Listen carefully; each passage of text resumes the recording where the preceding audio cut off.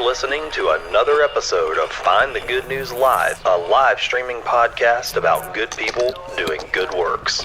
Find the Good News Live is produced by Parker Brand Creative Services, a creative studio that thinks sideways, pushes forward, and gets your brand up. See our creative projects at parkerbrandup.com. Well, welcome to the second live episode of Find the Good News. Last time I had Mike Brignac in here, one of my popular podcast guests, but this time I get to go way back. And I brought in Morgan Allain. Hello. Yay. Good to see you, Morgan. Representing episode 5. Yeah, like as if Morgan wasn't busy enough. This week or today, I begged and pleaded with her. Just this week for some reason. I know you have a lot going on, so what's going on? So earlier today I went to Brookdale Assisted Living Facility and I did a live art demo. Yeah. And it went well, thank God, because I got there and I was like, I don't know how this is going to go. Right. Hope it's all right, because I did an acrylic painting, which I haven't done in like a decade. But Yeah. It turned out really nice. I painted a spoonbill. Yeah. And how long Came did out it good. take? I mean... It was like an hour and a half-ish. Oh, wow. Yeah, from start to finish. And you said you took video of the time Yeah, lapse of it, right? I have a whole time lapse of it that I'll be posting later on today. That's exciting. And I'm Yeah. a patron, so I guess I'll I know, get you'll to get to see see it it first. Everybody else will have to wait a couple days. Yeah, but- so anybody listening that doesn't know, you can go find her on social media. It's the Inkling girl. She does all kinds of cool stuff. Portraits, fantasy art, pop culture. She takes commissions. I mean, All kinds of one of my stuff. favorite artists in Southwest Louisiana. Thanks. I mean, it's the only artist I'm a patron of. That's I really know. nice. You work it. Thanks. I mean, you work it. You really do. I stay busy. I think I don't have you any do. hobbies, so. Speaking of working, though, today you and I get to talk to the guys behind the very scary, very fun Horror and Hops podcast. I know, I'm pumped. Yeah, and you are perfect for co-hosting this because you designed their logo. I did. However, all the credit goes to Kevin because when he contacted me, he knew exactly what he wanted. And it was like the easiest logo that I've done. I mean, he knew exactly what he wanted and exactly how he wanted it to look. And so I was able to like crank it out. That's And cool. Yeah. I love the logo. I think when we first started the show, you had messaged me when I had messaged you to come on Find the Good News, and you said, I'm actually doing a logo for a podcast right now. Yeah.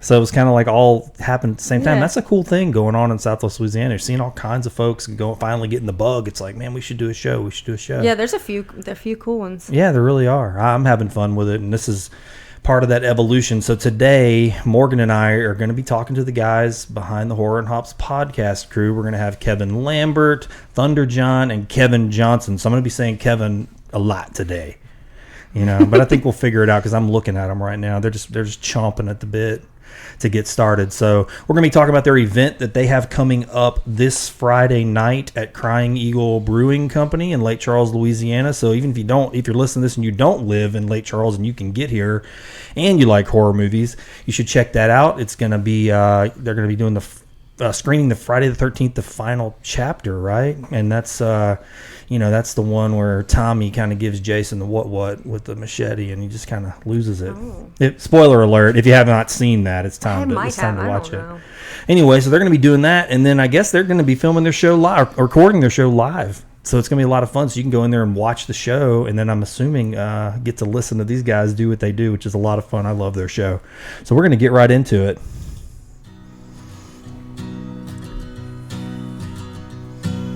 Wake up, it's morning. You're dreaming up a story I can hear the way it's going, 'cause you're laughing in your sleep on the path to your deliverance, and a holy wall of light pouring through your window. Old news, bad news, fake news. Sometimes you want to shut those signals down and seek out good news right here at home. With Find the Good News Live, I put my focus directly on good people doing good works right here in our area. I visit with artists, educators, civic and spiritual leaders, musicians, business owners, students, volunteers, and citizens just like you and I who are applying their time, resources, and talents to bring joy, hope, and happiness to our region. I discover what shapes them, what inspires them, and what drives them to do the good work that they are doing. There's a lot of news in the world, but I'm going live in our communities where people are working to make life better. My name is Oran Parker, and this is Find the Good News Live. And I love you just as well.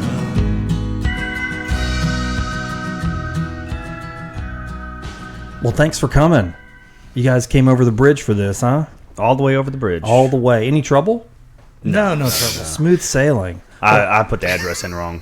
Where did it take you? That way. Oh, that way. Yeah, we passed it, and 2142, and I typed in the wrong. Yeah. Oh, okay. Well, because actually sometimes the GPS does take people to different places. Well, I was blaming the GPS for sure, because we ended up what was it, Doc's Dental or something. Something down the street, yeah. And I'm like, I looked at that picture he sent us, and I don't see any of that. Yeah, well, and there was no cars in the parking lot that day, and it was probably different stuff. That Sulphur is the town of Coke banners. Yes. That's what I call it. It's like if there's a promotion, there's a Coke banner. Yeah. I mean, you're not going to get out of this town without seeing a Coke banner. Or recently, the CBD banners. Oh my God! Everywhere. At every gas station. Everywhere. Don't buy CBD. those things at gas stations. No. I know, right? So let's get everybody's voices, right? So let me hear Kevin Lambert. I'm Kevin Lambert. Thunder John. And Kevin Johnson. Okay, so if you guys listen to the Horror and Hops podcast, which you should, then you recognize those voices. I'm actually super excited to have you guys on. This is one of those things that it was an idea. We were like, we want to start bringing in people who are doing podcasts in Southwest Louisiana, and it just timed out perfect because the day I said it, I looked and I saw you guys had your event coming up, and I said, man, I wonder if they'd be down with doing a live show to kind of help promote their Crying Eagle event. And y'all said, yeah, it worked out. Absolutely. So, Thank you for having us. oh, man, this is great. This is great. It's kind of weird to meet people when you've heard their voices for so long. Agreed. Yeah. Are y'all have that same experience? Yeah, a little bit, yeah. Yeah, I've been binging your show for the past really? week or so. Oh, so, nice. yeah. Yeah, it's so strange, right? You go, oh, this is where that's the same thing with y'all when you post pictures and I see y'all sitting around. I go, okay, so that's where that happens. Because y'all will say we've got to get Thunder and Mike. We got to get Thunder and Mike, and I'm like, where's Thunder standing? Well, this is only the He's first usually time. sitting in the corner. Yeah, I was gonna say this first time I'm behind the mic. Is it really? Yeah. Oh wow! Yeah. See, I haven't listened to every episode, and Morgan's probably listened to more of them than I have because she was like right on board at the beginning with the branding. I'm assuming, like working with you guys. Man, it's right up my alley. I like scary movies. Yeah. I don't like beer, but I like scary movies. Do you like scary movies? Dude, Really so good. Look at that. Jump Look at right that. in. good. Well, I just got through watching Scream on MTV with my son. So I don't know if you guys A have TV checked- show? Yeah. Season A few 3 was pretty episodes. good. See, I'm still far behind. I'm far behind on everything. But We like it. Yeah. I mean, it it's- fits the model of Scream. It's like a whodunit more It's a than high it is- school Totally. horror drama type Yeah. of thing. So the show was really good. Yeah. I was happy to see it come back. Me after all too. this time, because the movies are. Yeah. I mean, as 2, 3, and 4 come on, people hate them more. Yeah. What? Yeah. That fourth one was awesome. I agree. like the fourth. It was I thought so the fourth good. one was spectacular. Yeah. Yeah. I Half loved of it it. was just fanboy. Like I was so excited it was back. So I mean, it couldn't do wrong for me. Well, I mean, sometimes, like this weekend, I watched the final chapter because you guys kind of got it in my head. I said, I'm going to watch this. I haven't seen it in years. And I can remember my cousin, he was a little older than me, and he went and saw it. And he come home and he was like, oh, man, so awesome. He starts telling me about Tommy and how he does this. And I was psyched. And so when I watched it, my memory was totally different. Oh, yeah. I remember my child's mind and the way how good it was, right? And I'm watching this thing going, God, we've watched this when we were kids. I mean, this is like naked people, drugs, alcohol, Yeah. sex, and killing. And Not it's much just- Jason until the end. And No, it's just like lots Jason- of boobs and Yeah. lots of drinking. Exactly. I was like, wow, man. And I watched this. I feel like my mind just tuned that out. All I cared about as a kid was Jason. That's it. Oh, yeah. And it's funny because I think we do that to kids. We like apply something to them to go, oh, we're gonna taint them. And I'm going, actually looking back now, I go, I don't think it did. I think I just care. I want to see Jason Yeah. come busting through doors and Well, it's funny. It's funny that you say that because I love the horror genre, but I wasn't allowed to watch horror movies as a kid. really. So my mom didn't let us watch Simpsons or horror Oh, movies. me neither. And I still can't because I have guilt about it. I can't watch The Simpsons because I wasn't allowed to. Yeah. And so once I was old enough and started watching movies on my own, I loved watching horror movies because it gives you that excitement. You know what I mean? Yeah, That it's a edge thrill. on- yeah. And so I've watched horror movies, but I haven't watched some of the classics. So some of the ones that they jump into and watch, I'm like, yeah, this is my first time watching it. Oh, wow. So Scream, I saw that for the first time a few weeks ago when we Oh, did the episode. wow. How Nice. cool is that, man? But, I love, like, the Excellent. Conjuring series, stuff like that. So, for me, yeah, it was a sense that they don't want to be tainted, but yet we were able to watch, like, Friday in South Park. So, that was, like, a weird disconnect it's interesting. Yeah, you're right. Which one's worse? I kind of wonder about that, too. And I think kids are really resilient. I mean, I have a 9-year-old, a 5-year-old, and 2-year-old. And my 5-year-old is obsessed with horror stuff. Like he'll go grab the Friday the 13th Blu-ray off the shelf, and he'll be like, "Dad, can we watch Jason?" I'm like, "Not yet. Soon though." Yeah. So, but let's watch Gremlins, or let's watch Monster Squad, or See, that's like my that. dad. My dad had a video store, and Gremlins. You bring that up because it was always his big debate with folks. Is like we had to always organize the movies. Like when they'd come check back in, we had to go put them back on the shelf. And so it was like, what category does Gremlins go in? And so some of the guys would go stick it in comedy, believe it or not, and then other people would stick it in horror. And I it would was like expect a it to be in debate. comedy. Well, I haven't seen the first Gremlins. I've only ever seen the second Are one. you serious? No, I've never that's seen a comedy. I've Yes, never seen the Gremlins first too. one. New The Batch, second one is New Batch is hilarious. definitely a That's a comedy. comedy. It's so Yeah. funny. But yeah, I've never seen the first one. I feel like the first one's a horror movie. I agree. I mean, there's no doubt. Absolutely. It's scary. There It are scared me parts when I when was I'm younger. like, you know what scared me on Gremlins? I mean, I'd love to get y'all's gauge on this. For me, it was striping the Christmas tree. I was about to say the whole scene with the mom in the house where Yes. she like shoves one in the microwave and then she's like stabbing one. That I couldn't watch that scene. That's scary. Oh, the way that whole thing went with the "Do you hear what I hear?" The All song of starts that, playing. man. It's just that whole thing was classic horror, and Yeah, I was like, absolutely. as a kid, going, "Oh no." Yeah. Like we hadn't even really seen them fully yet. I don't think at that point. No, that's when they just all start. They come. She basically goes up in his room. Yeah, and the they eggs ate are after all midnight, open. and everything's going crazy. And that was at me as a kid. That's how I saw that. The VHS had the Gremlins on the cover, but on the back it had Gizmo. That's right. And I was like, well, this looks fun. See, the VHS I remember, and I don't know if this is even a real memory, but it was like a picture of a Christmas package with maybe like the Gremlins, Gizmo's Yes. hands come out, but there were two claws like scratching through the paper. And so you kind of yeah. knew that, like, wait, there's more to this sweet Clever little marketing. Yeah, well, it freaked me out. We went to the movies to see it with my dad, and I was like, what? I felt scared. So I always thought of it as a horror movie, a Christmas horror movie. I was gonna say that's my Absolutely. Christmas viewing every Yeah. year. It's Halloween comes around, you want to watch scary movies, and then Christmas time comes around, and I watch Home Alone and Charlie Brown, but I I watched gotta Die throw in Hard. Gremlins, Yeah. Die Hard, Die Hard, yeah. Die Hard's absolutely a Christmas. That's a movie. Christmas so good. movie. Yeah. Yeah, I think just recently in the last year or so, the screenwriter, a guy who wrote the screenplay, said that it is a Christmas movie. Finally, Right. clarified that it was.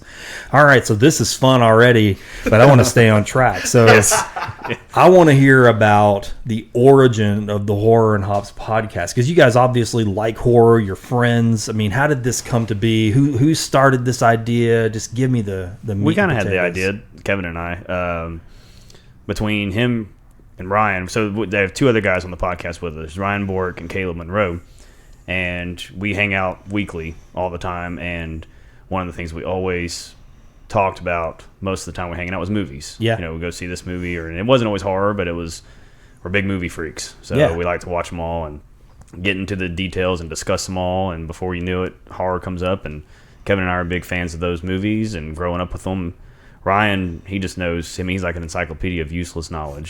He's Mr. IMDb. Yeah. Yeah. So he's our comedy relief. He had to be a part of it. But these guys have been friends for so long, and Caleb, they were telling me about movies and stuff like that, and I think it was around Halloween last year, and we were talking about it would be great to get together and watch some scary movies, and Caleb's like, I'm out. I won't do it. and they tell me about going to see the Evil Dead remake with Caleb. Okay. And him screaming, Yeah, it was bad.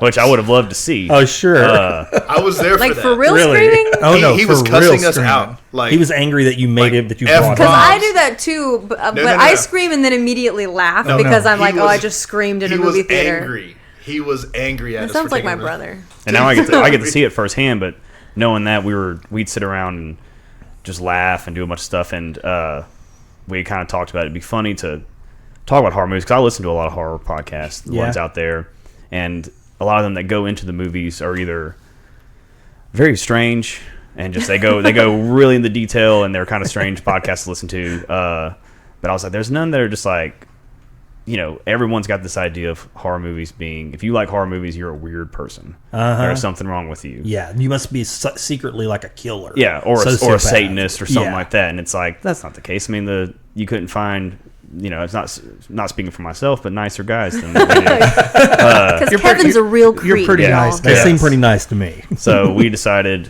it'd be really fun. And then just sitting there talking, and I can remember the conversation. We were talking about it. Yeah, The first Caleb one. had just watched it. Yep. It'd come on the newer HBO. one, not the part new two, It, but the new It. part one. Yeah. It'd come on HBO, and Caleb was talking about it. He had just watched it the night before or something like that. I remember he texted me a picture of himself, and he Of had his his own hand volition. like this, like barely watching it, hand in front of his Yeah, eyes. Caleb's a big Stranger Things fan, so I was, Okay. I was like, if you like Stranger Things, I think you would really enjoy the feel of it. It's got Sure. the same kind of '80s vibe, and Yeah. not to mention it's got that kid Finn Wolfhard. Yeah. or Oh, Wolfhard, yeah. Yeah. Plays He has Mike, the right? coolest name ever. And so Caleb just he convinced himself to watch it, and we were all talking about it the next time we were together.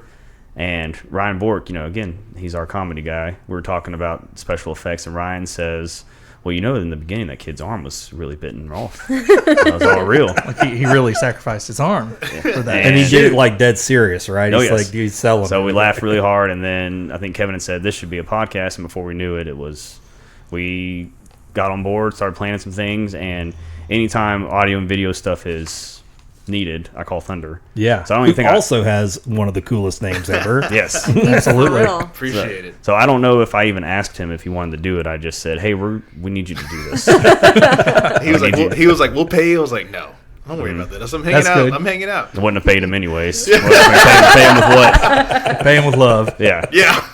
That's good. So before we know it, we just released episode 16. We take our time with it, with our busy schedules and everything. Oh, but sure. Yeah. It's Well, you got a I lot mean, of coordinating, right? A bunch of people's Yeah, between that's a lot 5 of different people. people's schedules. Yeah. We all have families and full-time jobs. Right. Yeah, they all have families and full. But it's been a lot of fun so far. I mean, everything we've done is we look at it as like, at first we were trying to be serious and educational, but we involve beer in Yeah. every episode. So the seriousness goes out the window there. Yeah. And before you know it, I mean, we decided, all right, it's more fun just to talk about them, and I get to use all this useless knowledge of horror movies that I've stored up for years. Yeah. It finally gets to come out. Well, I hear y'all mention movies that I go, oh, they haven't done a review of this yet, but there's definitely like a working knowledge of horror, yes. especially stuff from when I was a little kid. And I go, oh, I know that movie. I know this one. Like, there's one of y'all mentioned Mad Men Mars, and I was like, man, nobody really he's out of that loop of the Jason, Freddy inner circle, like all those main characters, but he's floating out there, and you're going, this dude's scary. He scared the hell out of me, actually, yeah. when I was a kid. That Yeah, was one yeah. of my top 10 scariest things ever happened to me was watching that movie. So I get it. And I love hearing those little nuggets in there when y'all are talking, just little things like that. It makes it so much fun for somebody that grew up, kind of cut their teeth on horror. Yeah. And it's really fun, like, I know for me, and I think for everybody else, it's really fun getting Caleb's perspective for most of these movies that we've seen 100 times. Yeah. He's never seen them. Yeah. So that's it's really gotta be neat interesting. getting his Yeah. perspective. Like, one of the things we did an episode on the new Halloween that just came out. Uh-huh. So Caleb watched the very first Halloween for the first time the night before, and then went directly into the new one. So he didn't have two through. Gotcha. Yeah. That's problem too. He 9. had like 3 pages of notes. Yeah. Like, he got into it. Well, because, man, it's funny you say that, because I just watched that new Halloween this weekend. I hadn't seen it before. Yeah. And my wife had said, I've never even watched any of those. I know who Michael Myers is. And I said, honestly, having seen all of them, in my opinion, I think you could watch the first one and that one and be like, these are just like Absolutely. great. Yeah. It's awesome how they fit together so well. It was a great way to finish that whole series, if they even did. But it always feels like it's the end, Right. with Of these course. Any of guys. those slasher movies. That one was good though. I liked it. I loved it. Yeah. It was done really well. So how do y'all choose the movies? I mean, what do y'all? I know y'all have series that y'all do, right? We started the series because I think we got up to like 10 episodes, and I've picked them all so far, kind of with discussions, but ran out of ideas because there's so many I wanted to show Caleb, or so many that I just want to watch and talk about. And so I was like, we need to kind of, having a series of like 5 each kind of helps it. So we first did zombies, and that was like Night of the Living Dead, There's that Spanish movie Wreck. That's really, really good. I hadn't seen that one. Train to Busan. It's a Korean Still zombie haven't seen movie. that one. Train to either. Busan is Train to incredible. Busan, that would be the one I would say go watch. Really? Immediately. I heard y'all talk about it, and I was like, man, I got to check that It's out. fantastic. Yeah. And then I think we did Reanimator. And then we ended up with Shaun of the Dead was one of the recent ones we did. We always do that's why we were talking about Hereditary before we recorded that episode. Anytime you see a 5, 10, 15 on our show, it means it's going to be a little wild and crazy. Yeah. We don't really go in prepared. We just watch it, and the drinks flow a lot heavier. And speaking for myself again, I get a little loosey. And things will happen. We'll call it Lucy. Yeah, I don't always go back and listen to them. That's even better. It's kind of embarrassing. Just let it happen, man. It's interesting when you listen to a show, like especially an ensemble show like you guys have, you get to where you the more of them I listen to, the more you start to learn everybody's personalities. And I've come to work and talked about the show quite a bit, and just from what I hear, it seems like you kind of act as the, okay, guys, we're getting off track here. Yes. We got to get. You're acting like that person that's pulling it back into the format. Sometimes right? I'm good at it. But Thunder does give us hand signals off the side, so it does help. If you listen to the Hereditary episode, which was episode 5, I just finished that one. I had to get us on track on that one. Yeah, that was Y'all were battle for me. drinking Maker's Mark or something, right? Yeah, we were doing whiskey that day as Okay. well. That episode was, it stood out as different. I felt like that because after listening to a few of them, I was like, this one's different. It was a little more Yeah. like just Well, me and- wild, like y'all were just all over Love having the fun. movie. And one of the things is me and Kev do a lot of prep for the show. Okay. Like okay. usually by the time we watch the movie with Caleb and Ryan, we've seen it 3 times that week. Oh, so y'all are and- like just dense working knowledge, Oh, yeah. like really, like okay. Hereditary, nobody had seen. That's So we went different. in Okay. not knowing So what to you expect. all went in blind. We Y'all all went in had the blind. same. Y'all had the Caleb reaction. We It did. was Yeah. like whoa. It was awesome. I will say, I'm the designated driver of the podcast. I don't That's drink. true. Absolutely So true. for that one, I normally stay in the back. I record, monitor levels, all that type of stuff. And to hear them not only get a little tipsy, but to start joking, it was hard for me to not laugh. And at one point, I finally broke. That's the only time that I've ever broken in an episode. And it was nothing even that funny. It was just accumulation of things that Yes. have been going on, and finally just boom. I've always wondered about that because I produce a couple of shows and I think about you a lot because on those shows I can do a little more technical tuning and my audio is always better because I'm just sitting there kind of listening and looking at the device, and you're really, half of you is there, but half of you is into what you're doing. Yeah. So, for you to break like that, it's like that must have been really. I love it when he breaks. Yeah, it was Sometimes it's awesome. like a challenge to get him to break. I heard y'all say a few times, we got to get Thunder Mike in here. Yeah, we'll get there one day. Definitely, we haven't forgotten about that. But That episode was fun though. I mean, I kind of laughed too because I was like, this one was different. the day we posted it, I go to listen to it, and I got about an hour in and turned it off really. because I couldn't. He still hasn't finished it. because I don't remember those conversations Really? happening. Oh, And I was really? like, Oh, man. and then hearing my voice go from this nice warm tone I try to set on the microphone to I got louder and more southern. That's what happens. My Oh, it happens redneck to the best voice of comes us, out though. and starts screaming and hollering. I think it's funny because on y'all show, y'all drink openly, right? And so there's a handful of guests that have come on my show where they've said, hey, you got anything to drink? And I'll go, yeah. So my show's not live. So what I usually do is I don't on my show want to go, hey, we're drinking. Sure. I don't know why. I just don't. It's not part of the show. But I had a guest come on and was like, hey, we're going to take a break. The Rex episode? Rex's episode. I loved that. And I I thought was it like, was yeah, great. I got whiskey in the back. And so normally I just walk out. I don't stop recording. When I'm editing, I'll just cut that out. Mm-hmm. I don't know what I did, but it posts and there's like 10 minutes of me and him in the kitchen. It wasn't that long. It was like maybe 2 minutes. My wife and goes, it was I like how really, you left that in there. I go, liked what are it. you talking about? She's like, were you I impressed? totally thought it was intentional. No, I was like, I It was fit, kind of though. like, It did man, good. I It screwed was that good. up. But I will say, if I ever get into a predicament where I need blackmail, I Yeah. have hours of pre-recorded footage. Absolutely Them true. just joking around. do y'all cut anything out? Oh yes. Yes. Oh, really? Not a whole lot, but Okay. That surprises me because y'all go pretty far on the show. Yeah. So that must mean it's there's a kind of line, free though. form, but yeah, like before. So I have a little countdown we do, Okay. and kind of like how we were just doing before you hit record. How we were just kind of sitting here talking. They'll get the ones before the episodes, not so much. The ones after the movie, because what we do is We talk a little bit about the movie, about the show. Then we hit pause, go and watch the movie with Caleb, record his little reactions, which you'll hear in each episode as a little kind of intermission clip. Yeah, I like that. The Scream one was awesome. It was so good. Thunder edited that one about perfectly. And that's y'all's reactions actually in there, right? Yes. Yeah, Okay, what I thought do is that I put my phone recording right next to Caleb. Okay. And it records the whole movie.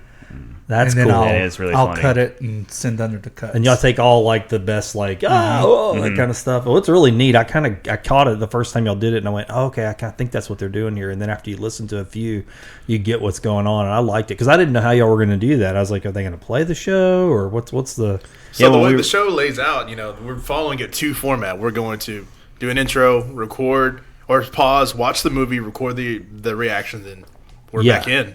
So that's a long. I mean, that's a big commitment. I see why. 4 or 5 hour day. Yeah. Oh, wow. Yeah. Yeah. It's not like you're just going to go pop in and record a pod and then leave. No, it's kind of an all day hangout thing. Yeah. We've grilled before. We've had some pre gaming, and then the last one we did the double header. We did 2 episodes in one day, and Oh, my wow. God, What was really? that? What episodes 8 were hours. those? Shaun of the Dead and Scream. Oh, back to back. nice. Two Yeah. great movies, though. Yeah. We did Scream first. Okay. That way we'd be a little more loose for Shaun of the Dead. Little Yeah, behind it the makes So curtain. Not did he like serious. Shaun of the Dead? Because that one's not Yeah, he even had already scary. seen Shaun Oh, of the okay. Dead. That was just ending our zombie series. So I see. That's a great ended it on a fun note. yeah. Yeah.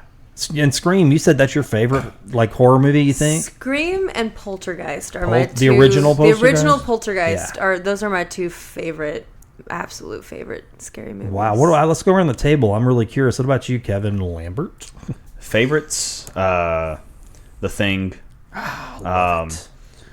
Definitely like Psycho, Jaws, Halloween, the original Yeah. Halloween I love, and Rosemary's Baby, Yeah. The Shining. Yeah. Leave us some, bruh. Yeah, I know it could go on for a while. Classics, though. Yeah, Like I mean, those- I like the more.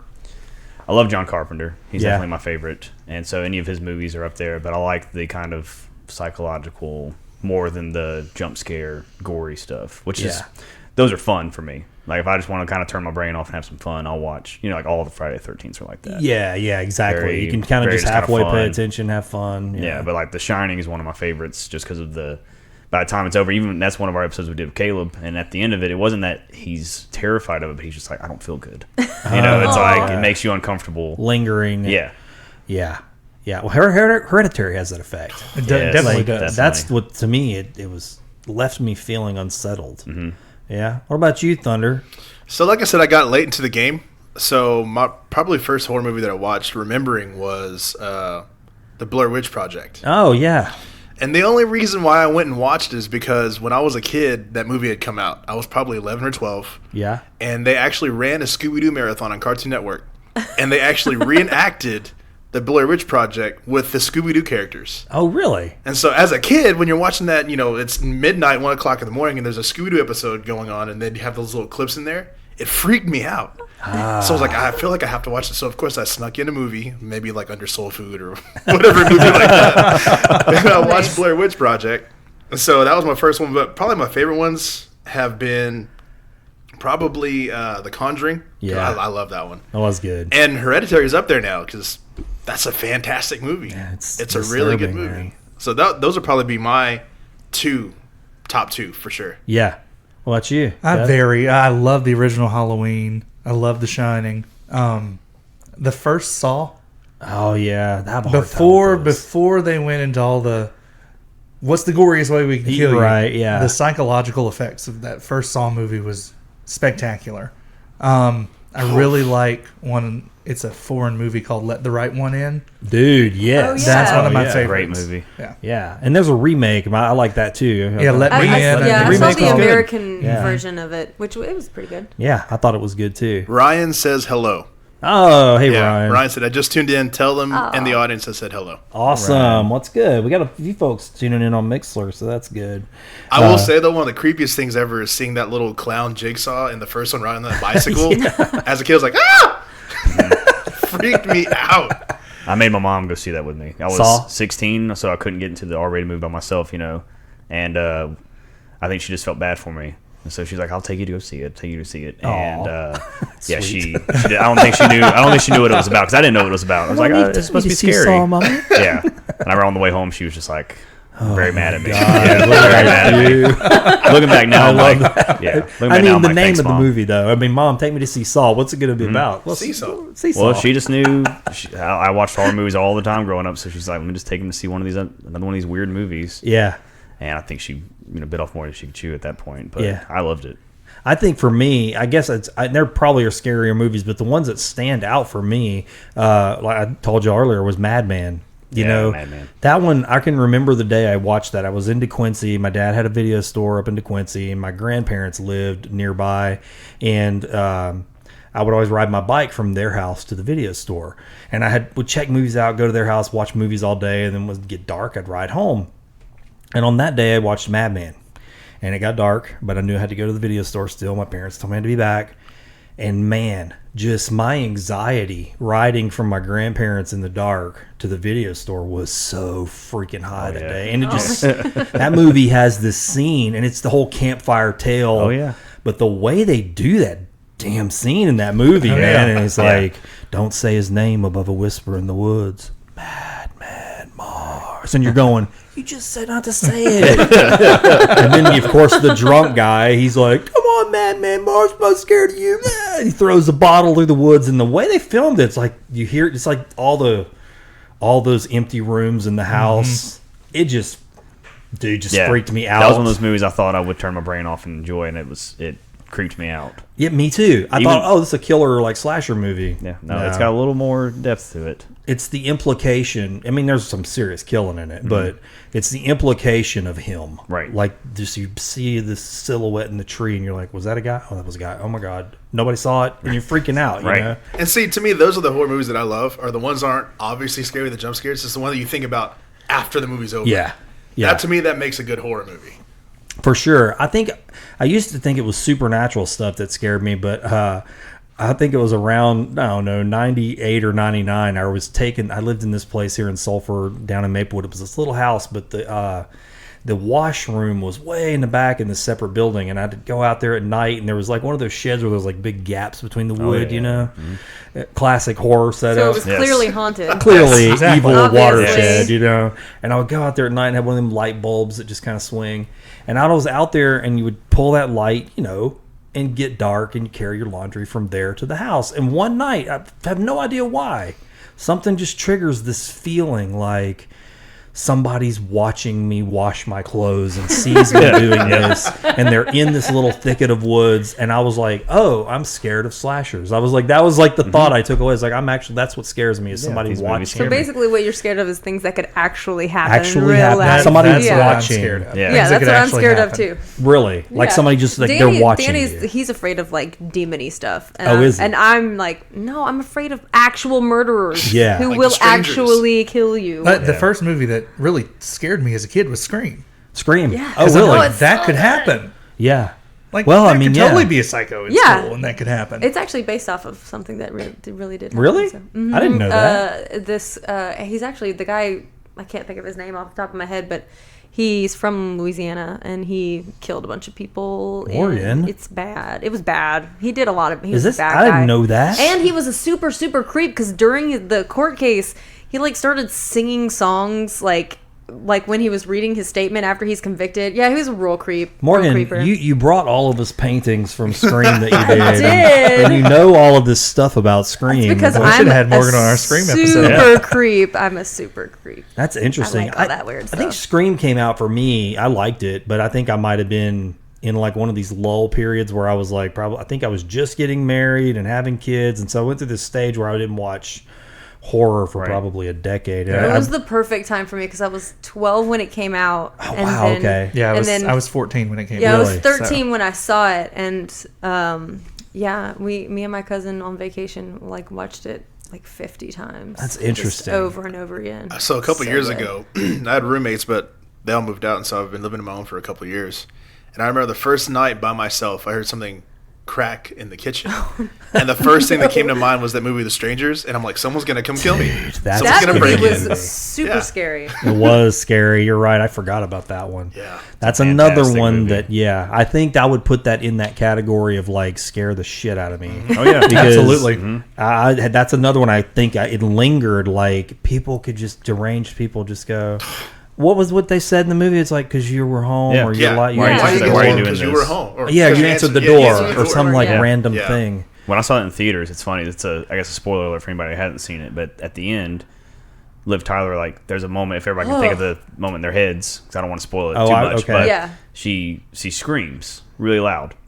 The theater we saw it in, it's built up this whole time. We're scared. Scary movie. I know the ending's coming up. Well, when she screams, the audio cuts out. And so I was like, oh, it must be a little effect or something. But what happened was video kept going, audio slowed down or something. So as the screen goes to black, you just hear that scream, but it's in super slow motion. Oh. Or I Oh guess my slowed down. So it's like, and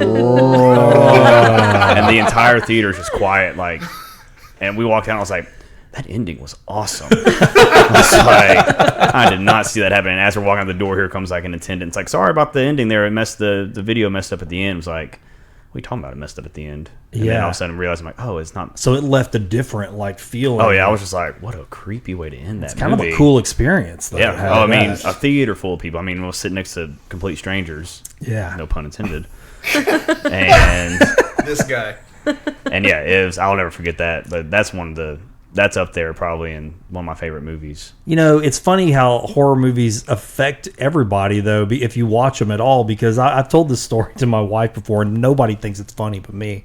But when I was in high school, I had this longtime girlfriend, and she and I and all my friends, we always hung out together, and we'd watch movies and stuff, and we would just go drive off in these godforsaken places like, hey, we don't know where we're going. There's no GPS back then. We're just going, let's just go drive in the middle of the night and just see where this we were road also goes. cavalier pre-cell phone Yeah, days. pre-cell phone. And, you get stuck somewhere and you have to walk out. But one night I don't even know where we were, to be honest, but it's way out in the country somewhere.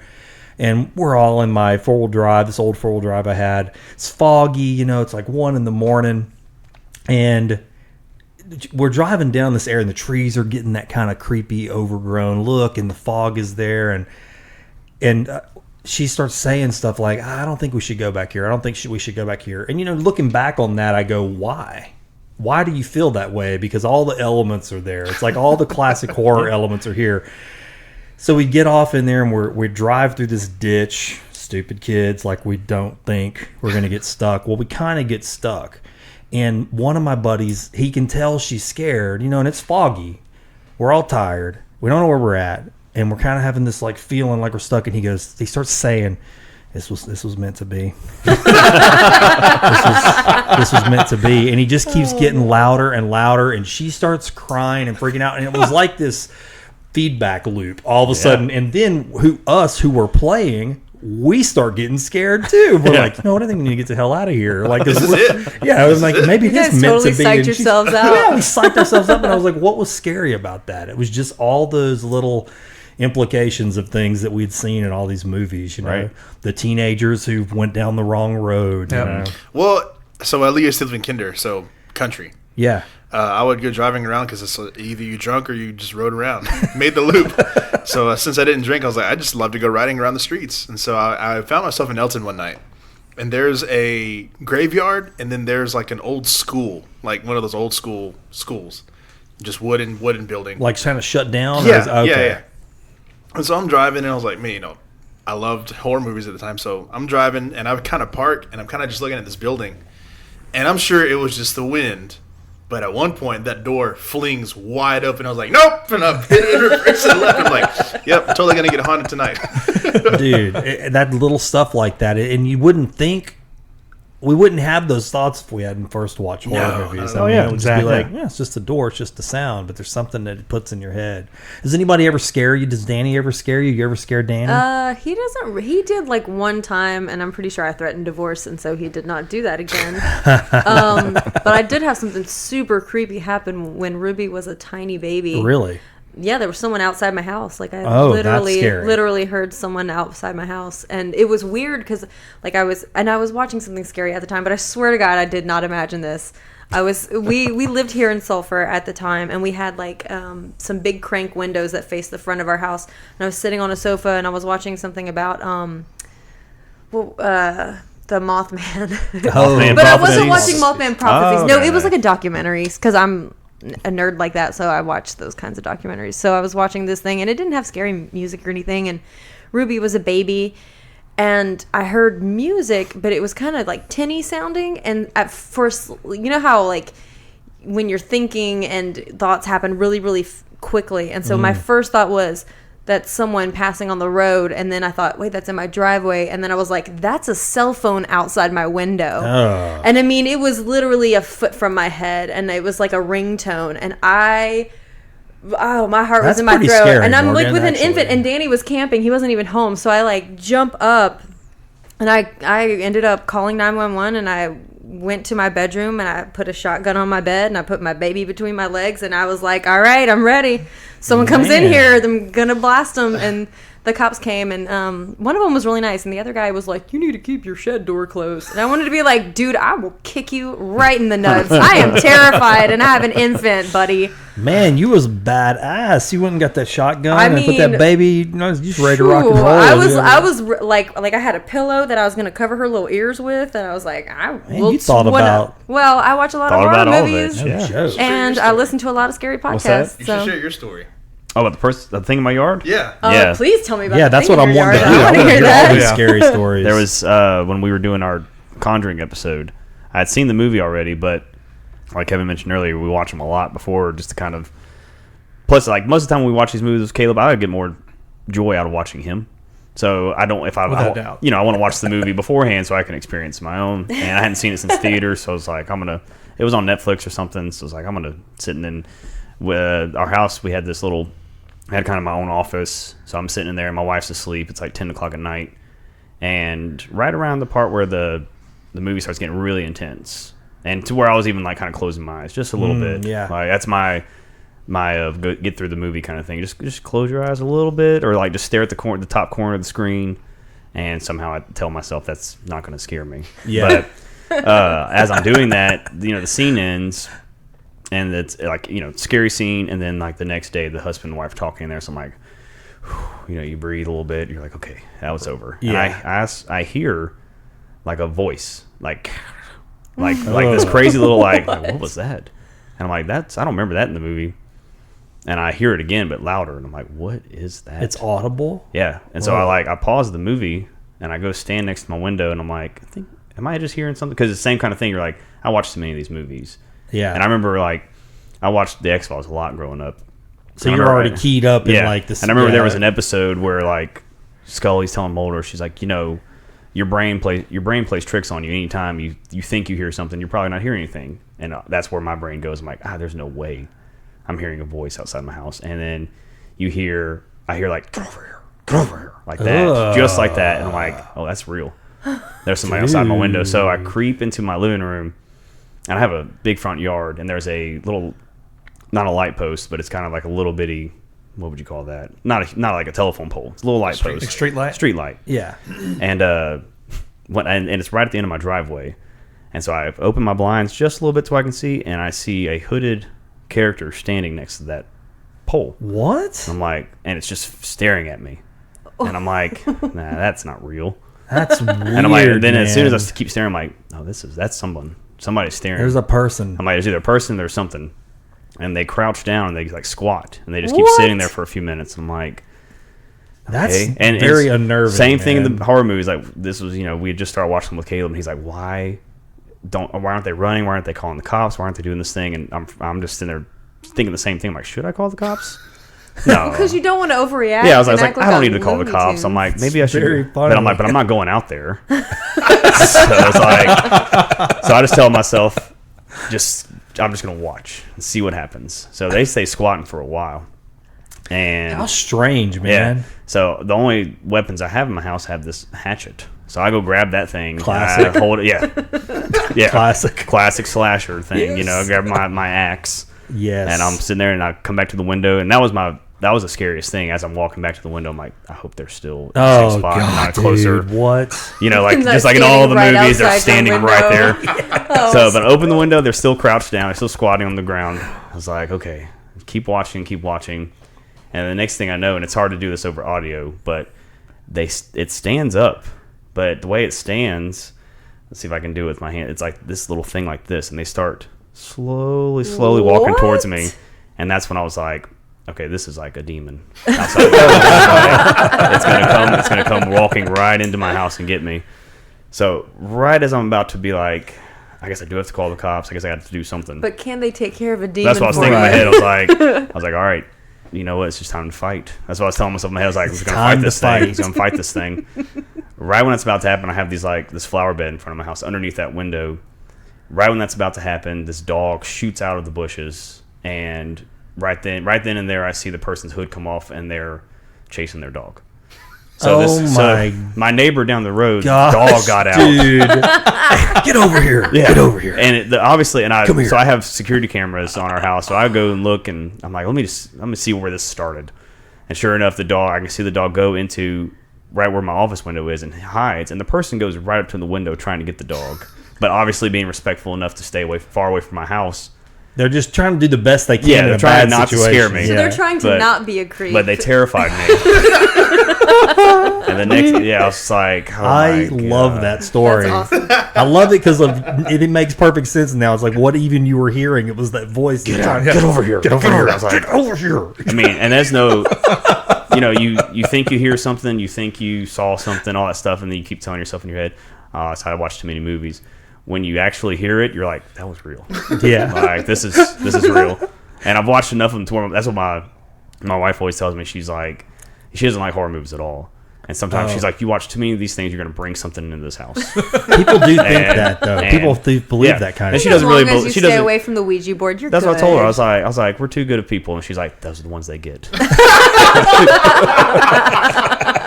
But, so far so good. But maybe invest in like a machete, something a little longer. Oh, my axe is good. Okay. I do need a machete too. I like that. So- I got my weapon, my hatchet. Yeah, my hatchet. That's what I've got. No shotgun between my legs. My hatchet. Well, that's what was available. Yeah. That's good. That's a good story, man. I like that. I like because it's the perspective. I mean, you're watching The Conjuring. You're all framed within this horror already framework. scared. And then everything you're telling me, I'm going, dude. I mean, it sounds legit. Mm-hmm. And then it's like, and as they're like, so imagine I put myself in her shoes, and I was like, yeah, now it's the middle of the summer. I don't know why her hood's on, other than to scare me. That's what I was thinking. Maybe I was her like, hair looked bad. maybe so. And it's funny he says her, because wasn't she like a little college chick? Oh yeah, she's like a small nice frame. She walks her dog every day. I always wave every day, like, hey, how's it going? Have you told her this story? No. I haven't seen her since. I hope So she I'm listens just to walking this back and podcast. forth. But yeah, I mean, as soon as I can see what she was doing, anytime she tried to get the dog, he'd run.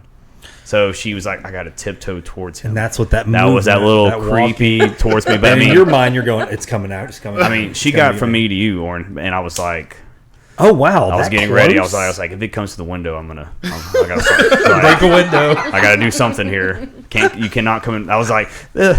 I was getting so cheesy enough to think of like, what do you say to demons? Like, you are not welcome here. The power of Christ compels you. Yeah. Tells you. These are not thoughts anybody ever thinks. You go, so if a demon were to come after me, I really love that you what do I were say? prepared for a demon and not for like a murderer. Oh yeah, no, that's not where my head goes. No, you're like definitely a demon. Yeah. This Oh is for sure supernatural. Yeah, I'm like, it's supernatural. It's not so real. maybe you need to keep a Bible close hand. I could. Bible in one hand, hatchet in the other. I was all ready to go. I was ready. That's a pretty good story, man. was God, I fun. love that. What about you? My Thunders Conjuring, I had a story similar to his, Kevin's but is about good, The too. Conjuring. Really? Yeah, I watch. So usually I watch them when my wife and kids go to bed. So I watch them They on don't the like. iPad. They don't like them either. I watch them on the iPad with headphones in, and it was the first time I would watch The Conjuring. I didn't see it in theaters. Watched it whenever it came out, and my middle son kind of sleepwalks. Oh, okay. God. So it's 2-something in the morning, and there's a really creepy part, and I kind of see him out of the corner of my eye, and he's standing on our brick foyer. So I take my earbuds out, and he says, "Dad, I'm awake now." I'm like, "Ian, let's go back to bed, bud." Oh my God! Go back to bed. I'm awake now. Yeah. That's kind of creepy. My son does that too. He wakes. He has these not sleepwalking, but Yeah, it's not sleepwalking, but he's Something. not fully They're awake. not No. totally conscious, No, and they're just kind of it up and happens a wandering. lot. I can Yeah, have and full you can- blown like kind of interactions with him, and I'm like, I can see it's like a deadness in his Yep. eyes. I'm like, you're not here right now. There's something on autopilot. Man, it's when you wake up in the middle of the night because you can feel someone looking at you, and you open And your right eyes, on and the it's your side of your small bed. little child just staring at you, and it's the most horrifying.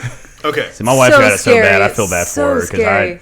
I sleep with my eyes open. What? Yeah, I can't control it. But she says Like a sliver? sometimes it's a sliver. Apparently, if I'm very, very tired, they're wide open. Do they roll around? Sometimes they roll around. She's told me lots of stories, but like there's Kevin, times that is the I most know. horrifying thing I've I'll ever either- heard in my life.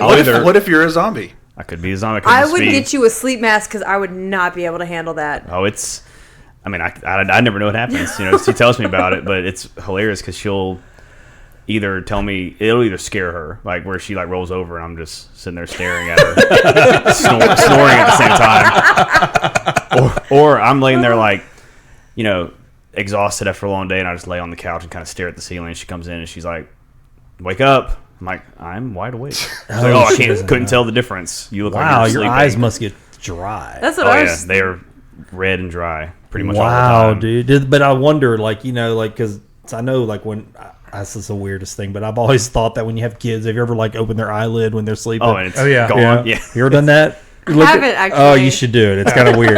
Like if you, and then when they're dead asleep and you open their eyelid and their eye just goes all over the place. I'm like, that's so crazy. Yeah, she says what mine's doing. It's like it flutters a little bit, but yeah, she says the worst is where it's just rolling over in the middle of the night and my head's right there, just completely staring at her. That reminds me of like Pennywise. I thought that was like the creepiest thing on It, the newer one. How his eyes were just like, Like it rolled It was them the around. drooling, man. It was the drooling. oh, it was freaky, man. I thought that was some good design work on that. For sure. You know, he said he could do that with his eyes on it. Like, he just did that. That Yeah, wasn't a that special wasn't effect. special effect. Are you serious? He can just do that. Yeah. with Oh, his I didn't eyes. know Yeah. that. That guy was in. I don't know if y'all watched. Is it Castle Rock? Yeah, Yes. yeah, he's in there. man, He's that great. was- shoot, yeah. That Good was, have you show. seen that? Have you seen it? I Castle Rock? haven't. It's good, man. What about 30 Rock?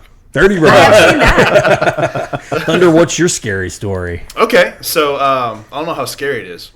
So I live by myself, and this was probably earlier this year. So sometimes I get lazy. Sometimes I'll take a nap on top of my comforter, so I don't have to worry about washing the sheets when I'm underneath them. I'll be lazy. I'll do one of those things. So I take Lazy and single. Bachelor. Bachelor. So I sleep, I take a nap, and so I have a comforter on top of my bed, and whatever happens that night, I go to bed, and I'm like, you know what? I'm just gonna fold that blanket up in the morning. I'm not gonna worry about it. So mind you, I live by myself. So not, you know, like when you're falling asleep, you actually feel like you're falling, Yeah. and so I'm laying there, and I feel a tug on my bed, Ugh. and I kind of like wakes me up, and I'm like, what the heck is that?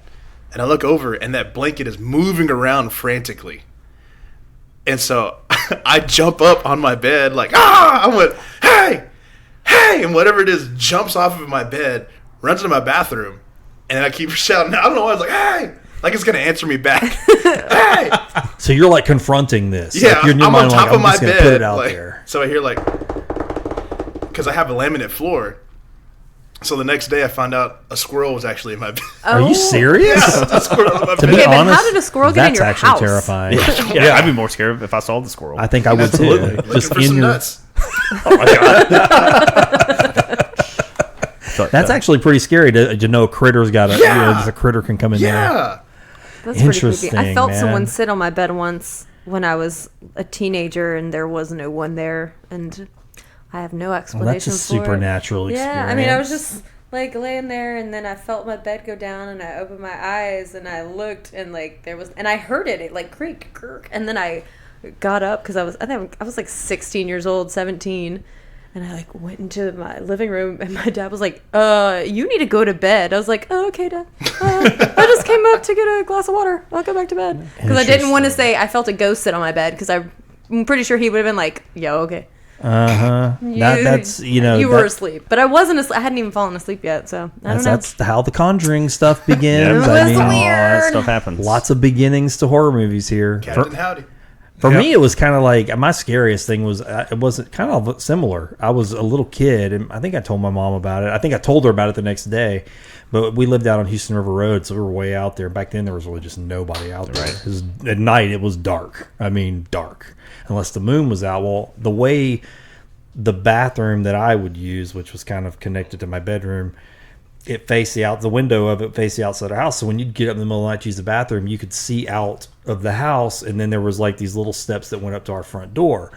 And one night I got up to use the bathroom, and I was, you're half asleep. I'm a little kid, and somebody's knocking on the door, but they're doing it like real soft, like not like, hey, I need to wake somebody up. It was real soft, and I was like, what is that? And I looked over the window, and there was just a man there just wearing like dark clothes, and it was a moonlit night, so I could see him, but I couldn't see his face. But it wasn't my dad, and my dad wasn't home. And so, I just kind of did the thing where it's like, I guess I became conscious that the moonlight is shining on my face, and I was just like, didn't flush, and I just stayed in the bathroom and kind of felt like I was holding my breath, and then eventually you could hear them walk off down the driveway, and I eventually walked back, and they were just gone. And I just, it wasn't like anything super heavy, but it was just freaked me out as a kid. That's scary. Mm-hmm. I just felt like nobody needs to answer the door. Just move away. Especially out in the country here. Like that. I grew up in Especially if Ragley. you're knocking soft like a weirdo. Yeah. If you're like, your car's broken down or something like that, you kind of... That happened a lot out there. People would break down or, in the middle. And really, back then, there's no cell phones. It wasn't like you could just go, hey, I broke down. That happened, like growing up in Ragley, we lived out in the middle of a field. And that happened several times of like late night, someone knocking on the door. And, luckily my parents were always around. Yeah. So I stayed up late when I was younger. So I'd go in there, wake them up. Somebody's at the door. They're like, no, there's not. Stop watching Halloween. And sure enough, it's like some guy's like, hey, I ran out of gas down the road. Yeah. Need a ride to the store or something like that. And yeah, now it's, you call whoever you need. But those are the childhood fears of mine. And to this day, it happened last weekend. I was sitting in my house. We live in a brand new, nice little neighborhood. We just bought a house.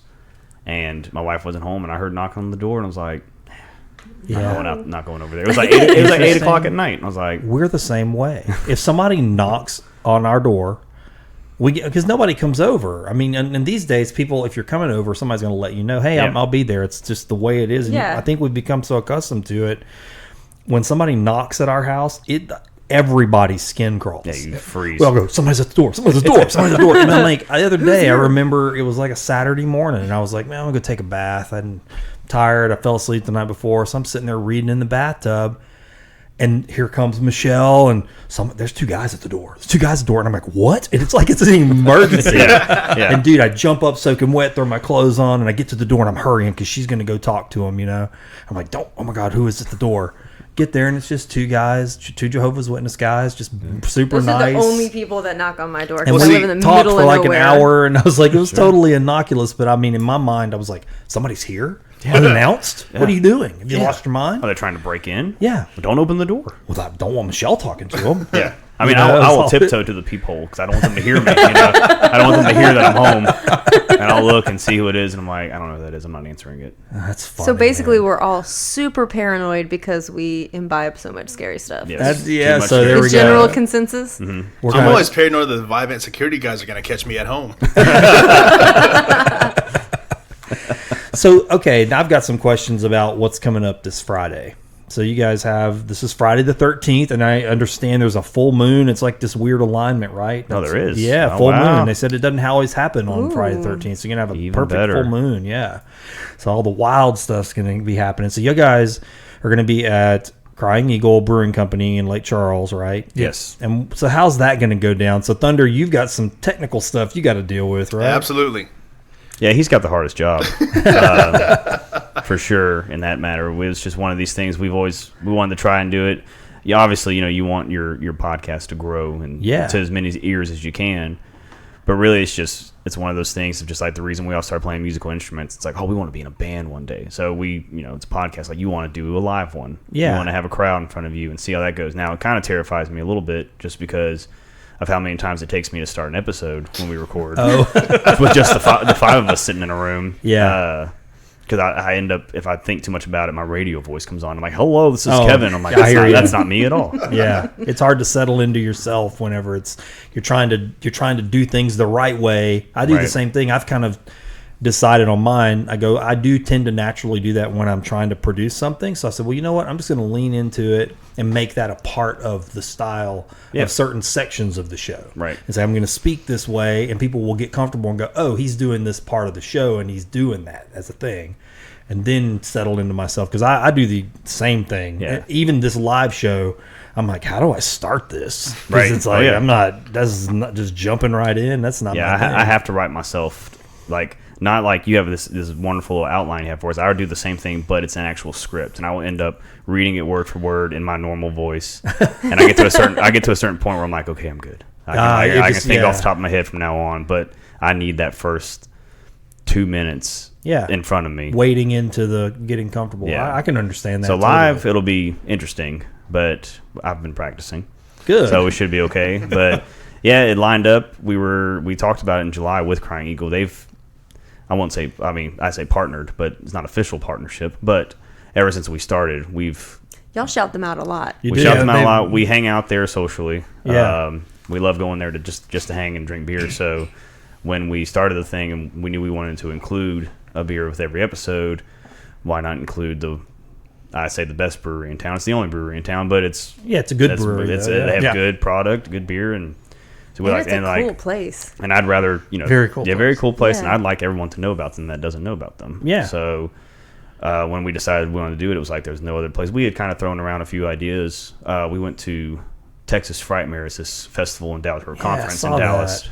and Kevin and Thunder and I, the whole way home, Ryan and Caleb rode before us, and the whole way home we basically planned out the entire year. Awesome. And it was like Nice. no other place to do it. The Crying Eagle. When we met with them, they were just pretty much. I had all these plans to, like, if they had questions, I had a whole like mission statement, business plan lined out. They were just like, whatever you guys want to They're do. like, yeah, whatever you guys want. yeah. So that's they're cool. really awesome about it. We're gonna do it upstairs in their loft. They have a nice little TV. Yeah. We're gonna be hooking it up, Thunder's PA system and all that stuff. So They'll be able to hear you guys do your show then. Yep. Oh, that's awesome. Yeah, pretty much. If you're standing in the building, you'd probably be able to hear us. Oh, that's gonna be now, fun, But man. it's one of those things that we've made public events. We've online and everything. We're promoting it, but we're also hoping that they're just normal crowd that's there. We'll see. Yeah. We'll have a little sign saying live podcast going on upstairs. Come on up. Yeah. We don't care about interruptions. We're not going to call you out for walking in the middle of it. Yeah. so- This is a special episode. Yeah. Yeah. Yeah, that's cool, man. I like that. We're That's gonna essentially do what we do on the podcast, just in live format. I think. Are we bringing the table? Yep. Yeah, we're the bringing our table. tables. Oh, that's we're bringing cool, our round man. tables, Yeah. so we'll have it set up like we do at the podcast. We have a featured beer of the night that Crying Eagle's providing. So. Yeah. Do y'all know what beer it's going to be yet?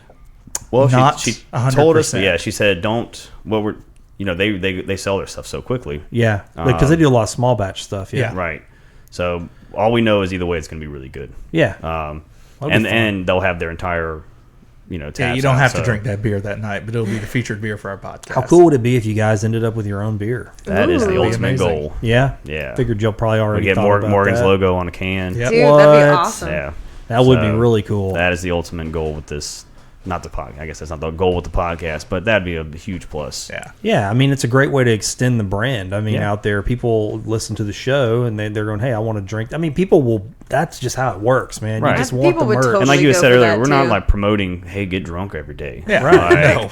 But No, it's crack open a beer. it's crack open a beer with your friends. I mean, that's what we do when we watch a movie together. So we were like, now we just put a microphone in front of us and try to have some kind of format to begin with, and then it just kind of goes Yeah. into kind of what we're doing now, just sitting Yeah. here talking. That's cool, man. So it starts at 6, and I guess y'all are going to do the pre-show at 6 and then watch the Friday 13th? Yeah, we've got some things planned at the beginning. Okay. We'll do our normal, just like we do an episode where we talk about the movie, because we like to do we go into the pre-production of the movie almost, especially for Caleb's sake, because if we watch part 4 of something, he's not going to watch 1 through 3. Okay. I was very surprised he watched Halloween 1. Really? Whenever we were doing the newer Halloween. Do you feel like Caleb's starting to kind of like horror movies? He is. I don't think he's starting. okay. He won't admit it. He He'll never admit it, but he plays he his is. role of like, I hate them. You guys are torturing me. But he's sometimes is more excited than any of us. Like Yeah. sometimes at the end of the week, it's not that we don't want to do the podcast, but it's like, I got to find some energy to do this. And he's walking around. He's amped. Yeah, super excited. He's amped, ready to go. But then if you call him out Well, on it, he's he's like, I hate never those. seen these movies like at all. When Most of them, no. right? Most Yeah. okay. Most of them. No. So- I think the So, only I mean, one. that's fun though. I when think you're the like, only "Ooh." one he Yeah. had seen was Shaun of the Dead. The Okay. one that I remember he was the most amped about was the first Texas Chainsaw Massacre. Really? Because we had talked it up because although it's not scary to a point, near the end he gets really deranged. Yeah. And so when we kept saying like, hey, just be ready, and he was amped up, and about an hour in, he was like, this movie kind of sucks, and then bam, Yeah. it hits, and he was like, what is going on? Like, Yeah. so he was amped up for that one. A lot of movies are like that, man. They're just kind of teasing you and lulling you into this false sense of comfort. Like, oh, this is about as bad as it's going to get, and then when they pull the bottom out, it's Yeah. like, Those oh last my 20 minutes, God. they can change it up. Yeah. Yeah, But for then I'm always sure. excited to see what you guys are gonna do next because Yeah. there's a few that I'm like waiting for. Yeah, Yeah, there's like, we have a. I mean, I've got like 20 on a list. Right Really? now, We just Because Right y'all now haven't we're done. on You our guys haven't Icon done series. Hellraiser yet, Oh, right? yeah, that's what Not y'all yet. are. Okay. Haven't done Hellraiser, I'm excited haven't done about that Poltergeist. one. I made Danny watch that movie, even though he's not a big horror movie person, and he said he actually really likes that one. I Really? was like, really? God, that movie is so messed up. But I'm like, it's so gross. But a gross movie. it's Yeah. so gross. But it's real. Ooh. Yeah. Well, the It past, definitely like- leaves you feeling like, ooh. Oh yeah, the past 3 or 4, including the final chapter, Caleb will have the reaction of, and I'm guessing this, but from what he's like, oh, I liked it. It was liked fun. It's fun. It's not scaring me. It's got some, and like Friday the 13th. Those are just, you watch those for like the special effects. Yeah. Like and how they're gonna do it and the cheesiness, something to laugh at. So. If Caleb listens to this episode, we do have something planned for him coming Oh, up. that's Oh, exciting. all So right. it's time to get him again because he's been having it easy for a while. And he had even said, I think when we were doing Halloween, he was like, I think I can watch 80s slashers. Oh, we did Halloween and Nightmare on Elm Street. Nightmare on Elm Street. And he was like, I think I can handle 80s slashers. So we're like, all right, The Conjuring 2. Yeah. Let's see how you handle that one. So we're going to get him again. But this Friday is all about fun. Yeah. We're not trying to scare an audience or anything. That was one of the things we talked about was like, we don't need to show a movie that's going to make people uncomfortable. Yeah. Now, if you have problems with nudity, maybe. Yeah, for Because sure. 18 Well, and up, everyone 18 there is and an up only. adult, Yes, so You know, I mean, that time period, those comedies were that way too. Oh, You yeah. know, Yeah, just without doubt. raunchy, Porky's, and all that stuff is out. I mean, it's like your threshold for things needs to get pretty deep because Even this is gonna Silent be- Night, Deadly Night had a lot of nudity. Oh, in it. what? Oh, Silent yeah. Night. When I was a kid, I loved that movie. Man. Yeah, naughty. Yes. Yeah. naughty. Yeah, there was a scene in that movie where he picked that girl up and put her on the antlers. And Oh, I was yeah. like, oh my gosh, this kid is insane. That story was insane. That was a fun episode. Like every other person was naked. Yep. Yeah, everybody was running around in their underwear. That's how they kept people's attention back then. Yeah, it was in the movie. I always think of because Crispin Glover was in Final chapter. Final Chapter, and I hadn't remembered that. And I think I like him as an actor. He's a strange guy. He's super Very strange. odd. He's I hear him. always he's weird in everything. Yeah, they say he's hard to work with too. I was Like, just a lot telling of Ryan directors. that David Letterman has gone on record saying that Crispin was his least favorite guest ever because he was always so weird. And well, like Back to the Future, I love that movie, and I feel like I've watched too many documentaries about it, to be honest. And almost every one of those documentaries, they go out of their way to really kind of put that dude on blast. Yeah. I mean, I was like, wow, man, you don't know that as a viewer that he's just intolerable, like to work with. And I was like, Yeah. man, some They're of probably the still mad because he sued them over using his likeness. is in the second two. one, yeah. I think they're still I don't a little know, bitter man. about Some that. of the stuff they said he did, I mean, I was like, wow, these are strange. He's just a strange thinker. He's an artist. That's all there is to. He's an artist, and he just doesn't fit in. Yeah. All right, I'm an artist and I'm not that weird. He's just a strange artist. You guys know these artists; they're just so strange. Such weirdos. Well, even in Final Chapter, he's Strange. strange. He's playing like a teenage guy. When he's dancing, Oh, that dance is hilarious. Just, I was Like- hard to watch, man. I was like, Yes, yes. this is harder to watch than the gore. in He's this playing like movie. some 80s metal tune. He's like, you want to dance? And the dance he pulls off, I'm like, I remember the first time watching that, even as like a 10-year-old. I'm like, what is this guy doing? Is it like Spider-Man 3 Tobey Maguire It's- awkward it's in- dance? No, it's just, worse. It's like worse. a weird Weird, robot. like he's doing all this stuff. Was I don't know. he in Charlie's Angels? Yes. Is he? And Yeah, he danced in that one. He's Oh, the did one he? that Oh, he grabs smells her the hair. hair. And he's yeah, he danced in that one. He probably Yeah. did all that on his own. I mean, I think they say he like just comes up with these scenes in his head, like how he wants it to be, and he'll just.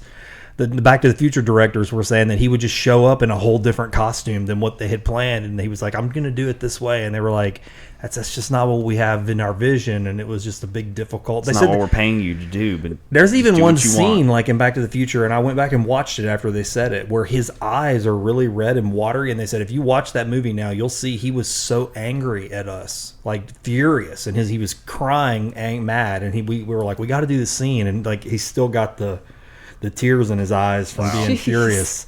I was like, wow, dude. I mean, again, as a viewer, you're not looking at that stuff. yeah. Sure. And there's some fun stuff in Final Chapter 2. We'll save for Friday night. Yeah. But the production behind that movie, not just him, the director, a lot of people. There was a lot of this movie that's not even really that good had a lot of drama going on behind the scenes. Well, I was just about to say, for as many times as Ryan brings up Back to the Future in your podcast, Yeah. we are sitting here talking about Back to the Future, and he is not man. here for it. Yeah. God, dude, you got to watch me with Back to the Future and shut me up because I just get off on it. I use it too much as a reference. to Every things. podcast, Ryan references Back to the Future. That's so But every funny. podcast we reference Home Alone too. So. Yes, we do. Oh, okay. Yes, Call we the do. cops. Speaking of references, we have a little game we like to play on the Oh, here show we go. called the Live Wire. You guys think you're ready? Think we can do it? What do you think, Morgan? Are you ready? I think I'm right. I'm doing the first one, right? Yeah, you're doing the first one. Well, let's Okay. get into it. It's time to play with electricity and grab the live wire. It's live. Where the questions are better, stronger, faster. It's the live wire challenge. Live wire. Live wire. All right. It's Christmas Eve.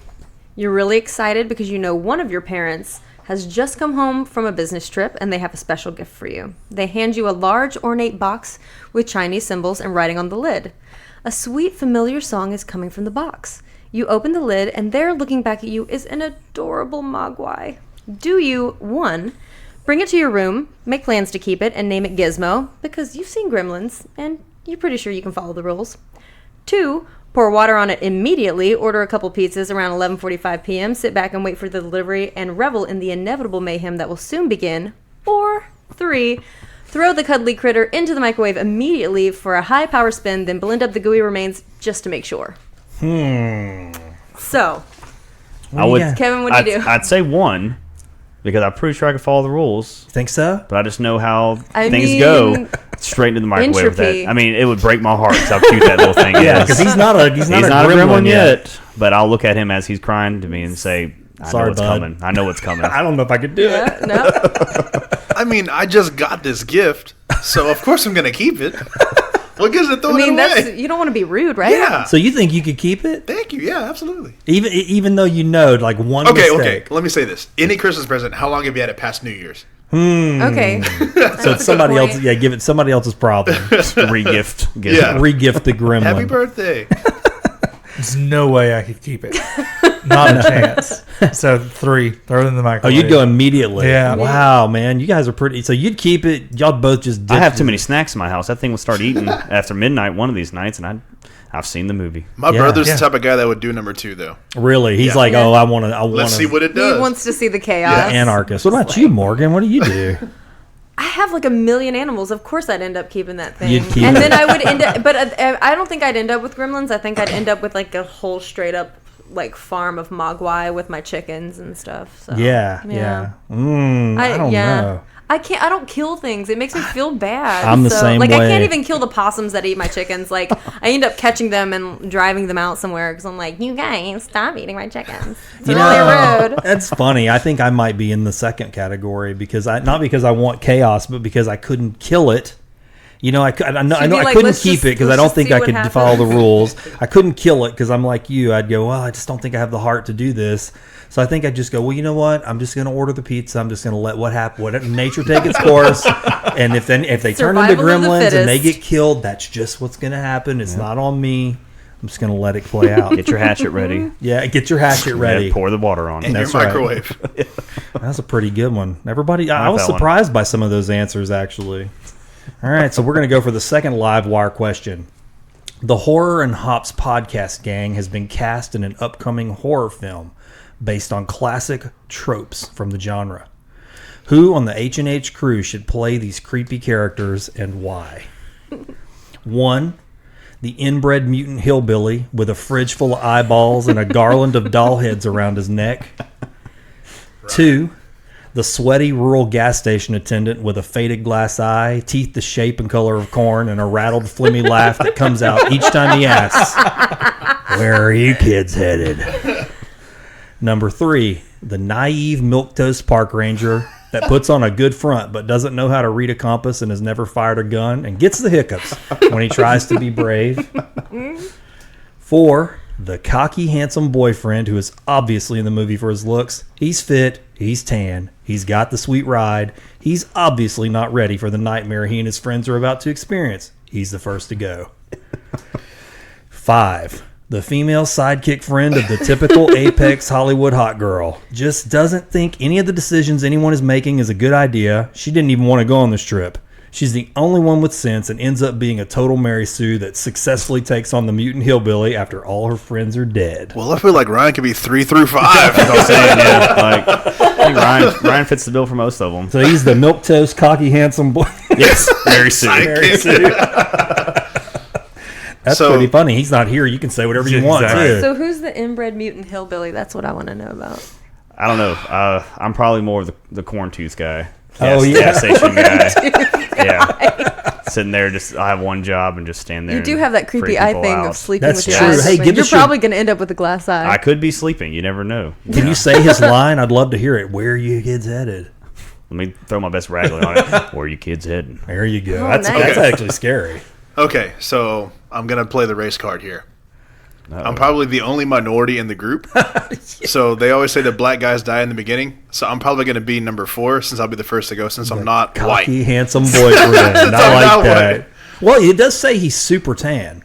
I mean, There you go. There it you does go. say that. I mean, you do got this, you. this is my winter coat.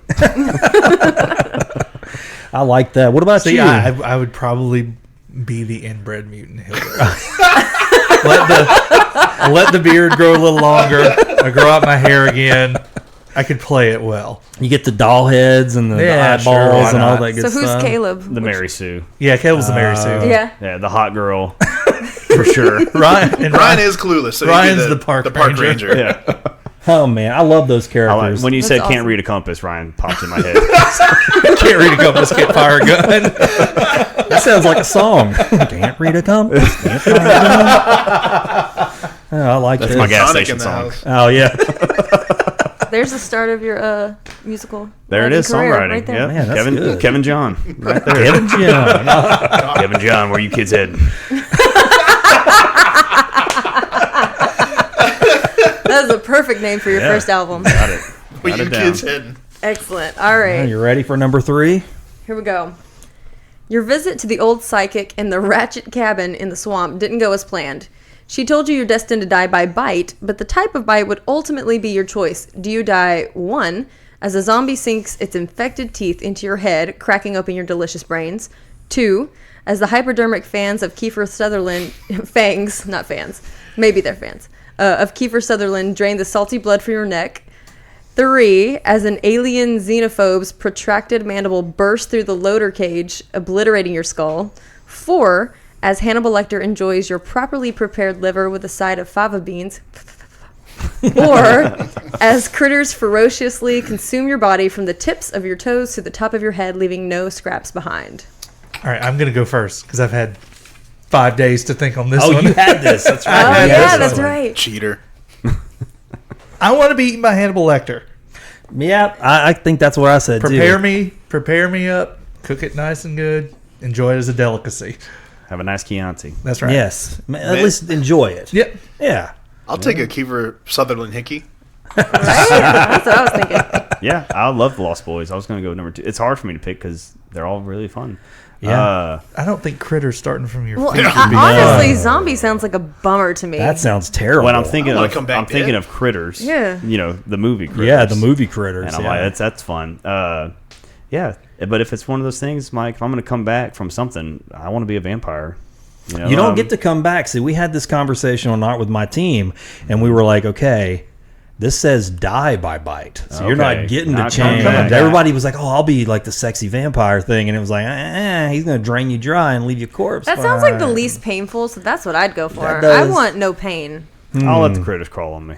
Oh, that sounds like the worst possible I'll one. let them do it. Just Ugh. tips of toes. To So I mean, Just- think in the just let afterlife, 'em how come cool down. could you brag saying, "Oh yeah, I got a hickey from Kiefer Kiefer Sutherland." Sutherland. Yeah, I got Yeah. eaten by Hannibal Lecter. I'd be like, I mean, that there's one's nothing left pretty of cool. me. my toenails are I have left. nothing left. When we were talking about it, I mean, we went through all of them too, and I was like, I think the least painful for me, if pain is the thing, is honestly the alien thing just going smash, like Yeah. right through your brain. It's Short and over. sweet. It's like You're that done. thing, Yeah. No Country for Old Men. Yes, They that just got straight to the brain. That's right. You're done, and it's not a bunch of pain because all those other ones, even Kiefer Sutherland. I mean, Yeah, but at least that one's kind of sexy. Yeah, well, you're right. I mean, got a little it's true. appeal to it. I Yeah. mean, Yeah, that's true. and you can kind of look cool while that's happening. You can't look cool when any of that other stuff's That's happening. true. It is Like, true. at all. No, you can't look cool. No, that's right. That's the alien. That would be terrible. It'd be complete mess. Yeah. I think in my head for a few seconds with the critters, I'd have critter slippers. Just for a few seconds. And if I saw a pair online, I'd buy them. Dude, y'all Yeah. saw? Isn't Critters coming back on the? It's come back. It was Shudder. Shutter. Yeah, Yeah, okay. That's cool. I hadn't seen It's it back. yet though. Yeah, man, kill Kreitz. Yeah. Yeah. Right. Yeah, dude. When I said Critters, somebody's like, I've never seen Critters. Like, oh my gosh, Critters was one of those. There was a bunch of those that came out, like Ghoulies, Yeah. Critters. It was like an offshoot. People ask of- me if they should watch Critters. I'm like, Yeah. I'll leave that up to you. It's a science fiction. It's kind of in that science fiction category, I Yeah. think, because of the. I was one of those hunters as a 9 or 10-year-old wanting to watch it and thinking it's going to scare me. It's like, no. Yeah, this it's is- just corny. This is just funny. Mm. Yeah. Me too. It was like they made what I mean, two or three of them. I don't know. I think this is the 5th one. Oh my Yeah, gosh, you there's serious? four or Is that five of many? them. God, I've only seen the first couple of them. I think once I've seen it, you've seen it. You've seen them all. Yeah. Yes. Well, let's go on to the next live wire question. So it's These are my fun. turn. Oh, good. All right. I love this question. You're driving on a lonely country road. It's a foggy, rainy night. Your coffee is long gone and you're dozing in and out of sleep, drifting over speed bumps. You're awakened sharply by radio static. Your stations are changing quickly and your engine starts to sputter. You pull over at a closed filling station. Shaking the sleep from your eyes, you get out, open the hood, and lean over to look at the engine. You've got no cell signal, so your smartphone is now a glorified flashlight. Your light starts to flicker. There's a sharp pain, but only for a moment. Your world goes dark. You've been killed by Freddy Krueger's razor glove, Leatherface's chainsaw, Jason Voorhees' machete, Michael Myers' butcher's knife.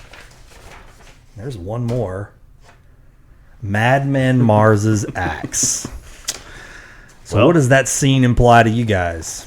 Out in the middle of nowhere. It's up there between Leatherface, if I've fallen asleep at the wheel, it'll all be a dream. Could be Freddy. Krueger. I have to look at it as like how I would want to go. I There you guess. go, yeah. Chainsaw to the back, please. Ooh, jeez. I don't want to see it coming. Ooh, but you hear it coming. Oh, that chainsaw is loud. You're right. Yeah, it's so loud, that's so what you I'm know. thinking. Which ones would I not And it would hear vibrate. coming? Yeah, you just want it to be over. Yeah. Yeah, and Leatherface has a penchant for taking you back to his basement and Yeah. working all I'd kinds say of... the easiest way. So Jason's always he gets you in the worst way he can. Right through the He'll stomach. He'll pin you up against the wall. Mm-hmm. Michael Myers, he just wants you dead. Yeah, Yep. he's the most merciful one out of Yeah, the bunch. he'll just stab you right in the spine. Yeah. Madman will torment you before he does it, as you said earlier. Oh my gosh, yes. And Freddy, it definitely will torment you. And he's And terrifying. he'll come up with some cheesy one-liners right before you're dead. Your little dog too. Or I'm sorry, your little soul. Little soul. My bad. Yeah, I would say it's Michael Myers' butcher knife. It's Yeah? gonna take me out. I would agree. That's the way to go. Thunder's got that face, though. He's like, I don't know about this. I love the guy. I'd be honored to take that kill for him. Wow. This is why my wife thinks I'm weird. It would be, Michael, it would be an honor. Michael, please. I turn around and just Let me turn around and give you my back. Hold on. Yeah. take my back. Man, I'm gonna go with Leatherface's chainsaw Man. because of all the meat cooking. You see it cooking in the window. I mean, it sets up for a scene from the movie. Yeah, absolutely, does, yeah. absolutely. I'm gonna go with Leatherface. What about you, Morgan? These are all pretty terrible. Yeah, they're all really bad. I mean, for me, it'd be between Jason or Michael. Somehow, I've actually never seen any of the Halloween movies. But you know who Michael Myers I know who it is, but I've actually seen some Jason movies, a few of them, because I caught a marathon when I was like 7 at my cousin's house. Right on. And I wasn't supposed to be watching it, but I was like, You rebel, you. Yeah. So I think I might go for Jason, actually, just because he's the one I'm the most familiar with. And Freddy's a creep. He's just, he's Freddy, too much of a creep.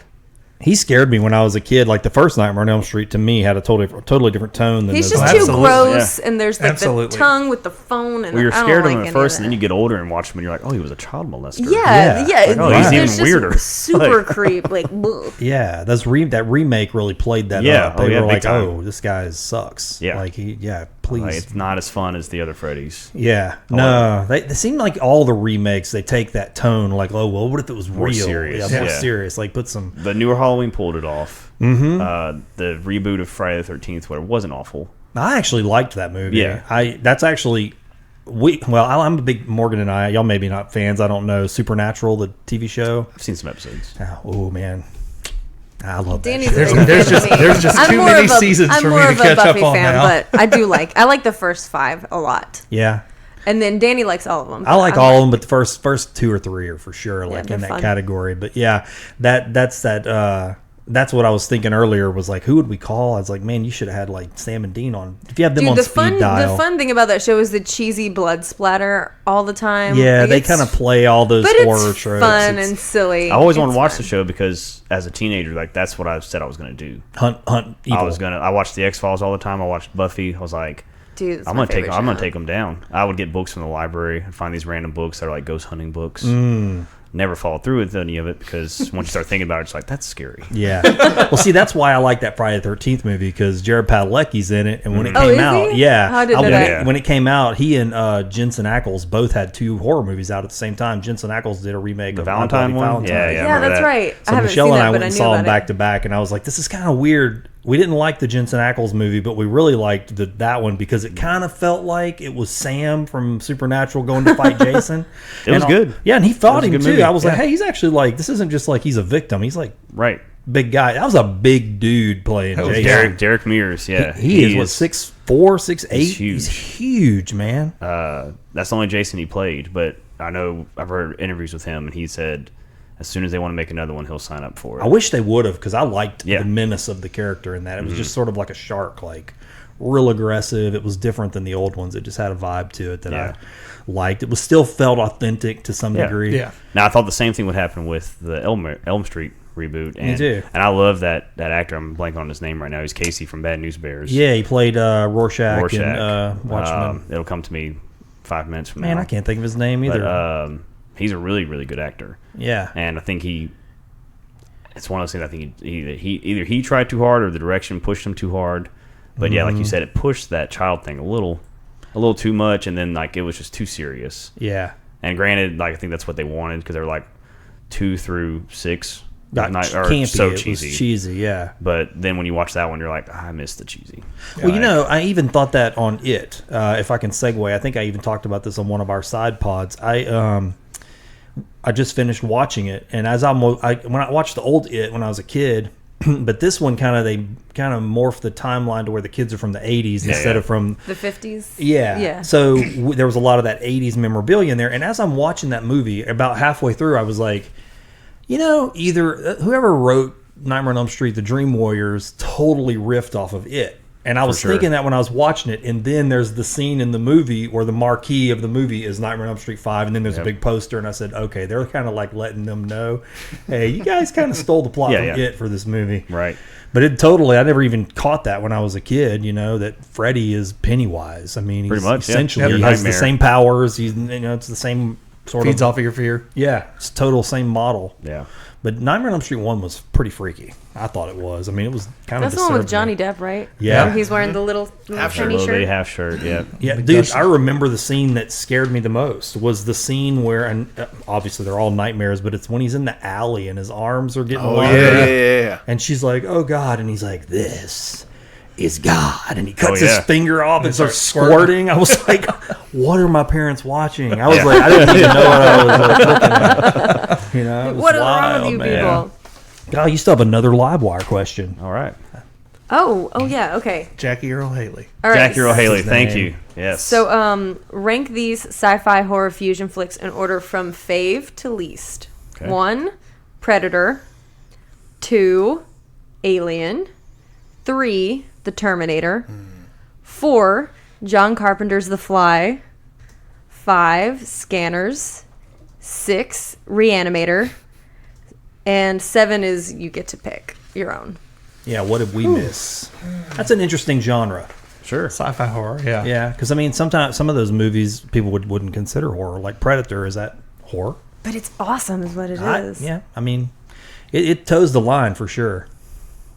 I was scared, like I said, even just the sounds. I was like, yeah, that was It's got its moments. yeah for So sure. Arnold makes it an action movie. Right. You know, it's, like, Yeah. it's hard to think of it as horror, but he did the same thing in Terminator. Yeah. So, and that That's one right. scared me as a kid. The It first did me one, at too. least. I was saw the afraid. second one first, and I was like, this movie's awesome. Really? And then I went back and watched the first one. The first time he shoots that lady, I was like, what is he doing? What is he doing? It's very serial killer like can't at watch first. anything It's out of like, order, yeah, Kev. what's I know. going on with that's this guy? That's how it started. Can't watch anything out of order. Nope. Yeah, no, it's true. That's true. See, for me, I saw Terminator, and I don't even. I was 17 years old whenever 2 came out, so I was a kid when I watched the other one. So it was a lot of years Yeah. between those two movies. Oh, yeah. And they're very different movies. Very one different. One of the few times where the sequel almost surpasses the first Yeah. one. I think it does. Yeah. Yeah, for sure. I don't think there was as much of a horror element Oh, no. in the No. second one, though. It was No. definitely more action sci-fi. Oof. 7, I'm gonna go Titanic. The No, sci-fi okay. version. Okay, 7, I'm gonna go Sharknado. Sharknado. Oh, that's nice. Okay. Then I'm gonna go The Fly. Yeah. Then Scanners. Yeah. Then Reanimator. Then Alien, Predator, and for me, Terminator's up there. Yeah. I love Terminator. That's your number one. Yeah, Okay. yeah. Just for Interesting. me, just for my personal I get taste. it though. It's I it's love a it. great. Yeah, Terminator yeah. was great. So even still, I mean, it just Yeah. hits it. I wish they would stop though. I'm kind of curious about this new one though. I am going to go see it because They're pulling the whole Halloween thing. They are totally. I thought that same thing. They bring back Jamie Lee Curtis in Halloween, so they can bring back Yeah. Linda Hamilton and Let's Terminator. just like skip all these other ones, go right to this, and like pick up. I hope it's good. Also see it, yeah. yeah. I'd pick, so going 1 to 7, I'm going to do my players pick first, The Thing. It's yeah. just my all-time favorite movie. The Thing, Alien, Scanners. Love Scanners. Terminator, Reanimator, Predator. Nice. Predator I'll at do the it. bottom, really? And then The Fly last. Oh, The Fly. I forgot about The Fly. The Fly goes up above Scanners, Yeah. I'm with you. just because David Cronenberg on both of those movies are. I mean, if you watch a David Cronenberg movie, it's The Fly is probably his most commercial movie. It's still got some very weird. Like as soon as Jeff Goldblum transforms completely, it's like what is that's very scary. That's a pretty disturbing movie. I was kind of grossed out a few times watching. And then it. as Scanners, me and an old buddy of mine, when we were growing up, we watched it. And then throughout high school, we'd always say someone's having those Scanners moments. You know, like your head's like they sit there and stare and shake, and you're waiting on their head to explode. yeah. So yeah, Reanimator. I've always liked it. We just watched it for our podcast not long ago. Predator. It's not that I dislike it at all. It's just not that top scary. It never scared me, but I also saw it much later than all the other ones. Yeah. But as far as Fear, Alien scared me as a kid, and The Thing has always just been. If I think of sci-fi horror, and it's only sci-fi because of the thing from another world. Yeah.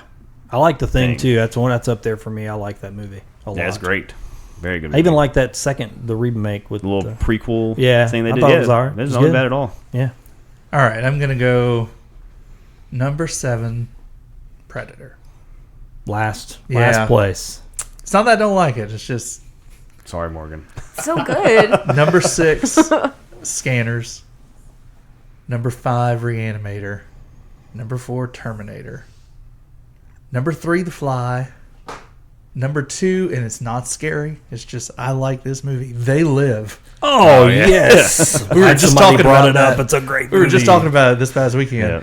And for me, number 1 is Alien. Alien is highly underrated as a horror movie. For sure. We were talking about it this morning about how that chest burster scene was. I mean, now we're all Oh, so they didn't used know to it. Yeah. it was going to Yeah. happen. Right. Yeah, We're all it's watching awesome. it as a kid, and you're going, so, okay, this, you think you don't really know what you're watching, honestly, yet. So you're thinking the alien was the thing that was on his face. Yeah. You know, you don't know that the alien's still to come. And that chest burster scene was Yeah. pretty horrible. And like it's awesome. Like Morgan said, the actors had no idea. Oh, was that's happening. right. Yeah, they didn't know. Oh, yeah. They So didn't know their what they were reactions seeing. are all Oh, I totally see. genuine. They're like, oh. Blood shoots all over the face. Yeah, the thing that got me when I saw the movie the first time was, and it's one of those quick little things, but I think it's what's the actor? Is it Tom Berenger or Yes. Ed Scarrett? Whatever. Oh, one of those 80 stars was Yeah, in that he was movie. the Top Tom Gun. Skerritt? Tom Skerritt, Skerritt. yeah, I think I'm Tom mixing Skerritt. names up, but when he's crawling around in that little space and he just shines the flashlight over and there it is, and it's like it's Oh. quick, Yeah. quick and over, and that's when I remember watching that with a friend for the first time when we were like in junior high school, and both of us turned to look at each other. It was like, whoa! I Yeah. did not know this was going to be, because another instance of like Terminator 2 we saw Aliens first. And See, Aliens had its moments, but I'm like, it's James Cameron again. Yeah. Yeah, it's action. Yeah. But then the first one's Ridley Scott, and it was supposed to be scary. See, that's funny you say that because I watched Alien first, but I think I might have been too young to appreciate what it was I was seeing. I was Yeah. like, oh, this is scary, and it was just freaked me out a little bit. I was a little older when Aliens came out, and so I'd already been kind of in that Terminator zone. Yeah. Aliens comes out, and I thought, well, this is a kick-ass sci-fi yeah. action Oh, yeah, movie. yeah. I think I've watched Aliens more because there's so sure. many great characters in Aliens. Yeah. Like the Marines, like Hudson, Bill Paxton's Hudson, dude. That is one of my favorite characters Yeah, of yeah. all time. Absolutely. The way he reacts, just totally anxious, man. He's freaking out. Everything's freaking him out. I'm like, God, I love Hudson. I could watch just clips of him all day long reacting to that stuff. That's all I was doing. Then I watched Alien. I got a long time ago when I bought like the complete collection of all the movies. Alien had, I mean, the Blu-rays. This Blu-ray's awesome. It has the theatrical cut, director's cut with Ridley Scott's floating head in the bottom corner talking you through the movie. It's really cool. But yeah, watching that movie and like just, I mean, John Hurt, all the actors. What's the guy? Bilbo. Is it Ian Holm? Ian Holm. Yeah. Like yeah. his little scene and everything. I mean, it's just like I was the same way. I was like, Aliens is the better movie. But after watching more and more Alien, I'm like, I love that movie. Yeah. They really are different. Yeah. Yeah, James Cameron did a good job. It's funny how many people have copied James Cameron's style. And Ridley Scott too. Like they set so many precedents Sure. for that genre, and everything that came out afterwards, it was always some knockoff You mix version sci-fi or mix. horror, you mix Absolutely. sci-fi action. Yeah. Those were the beginnings of that for sure. Y'all did pretty good with that, was man. fun, man. Of course, that was the live wire round. You know, we have also the lightning round to come, and this is really fast. So, Morgan, are you ready for the lightning round? I am ready. All right, let's see what happens. 10, 9, 8. Put on your brain coat. Take shelter. You're entering the lightning round. Don't get zapped. Ignition.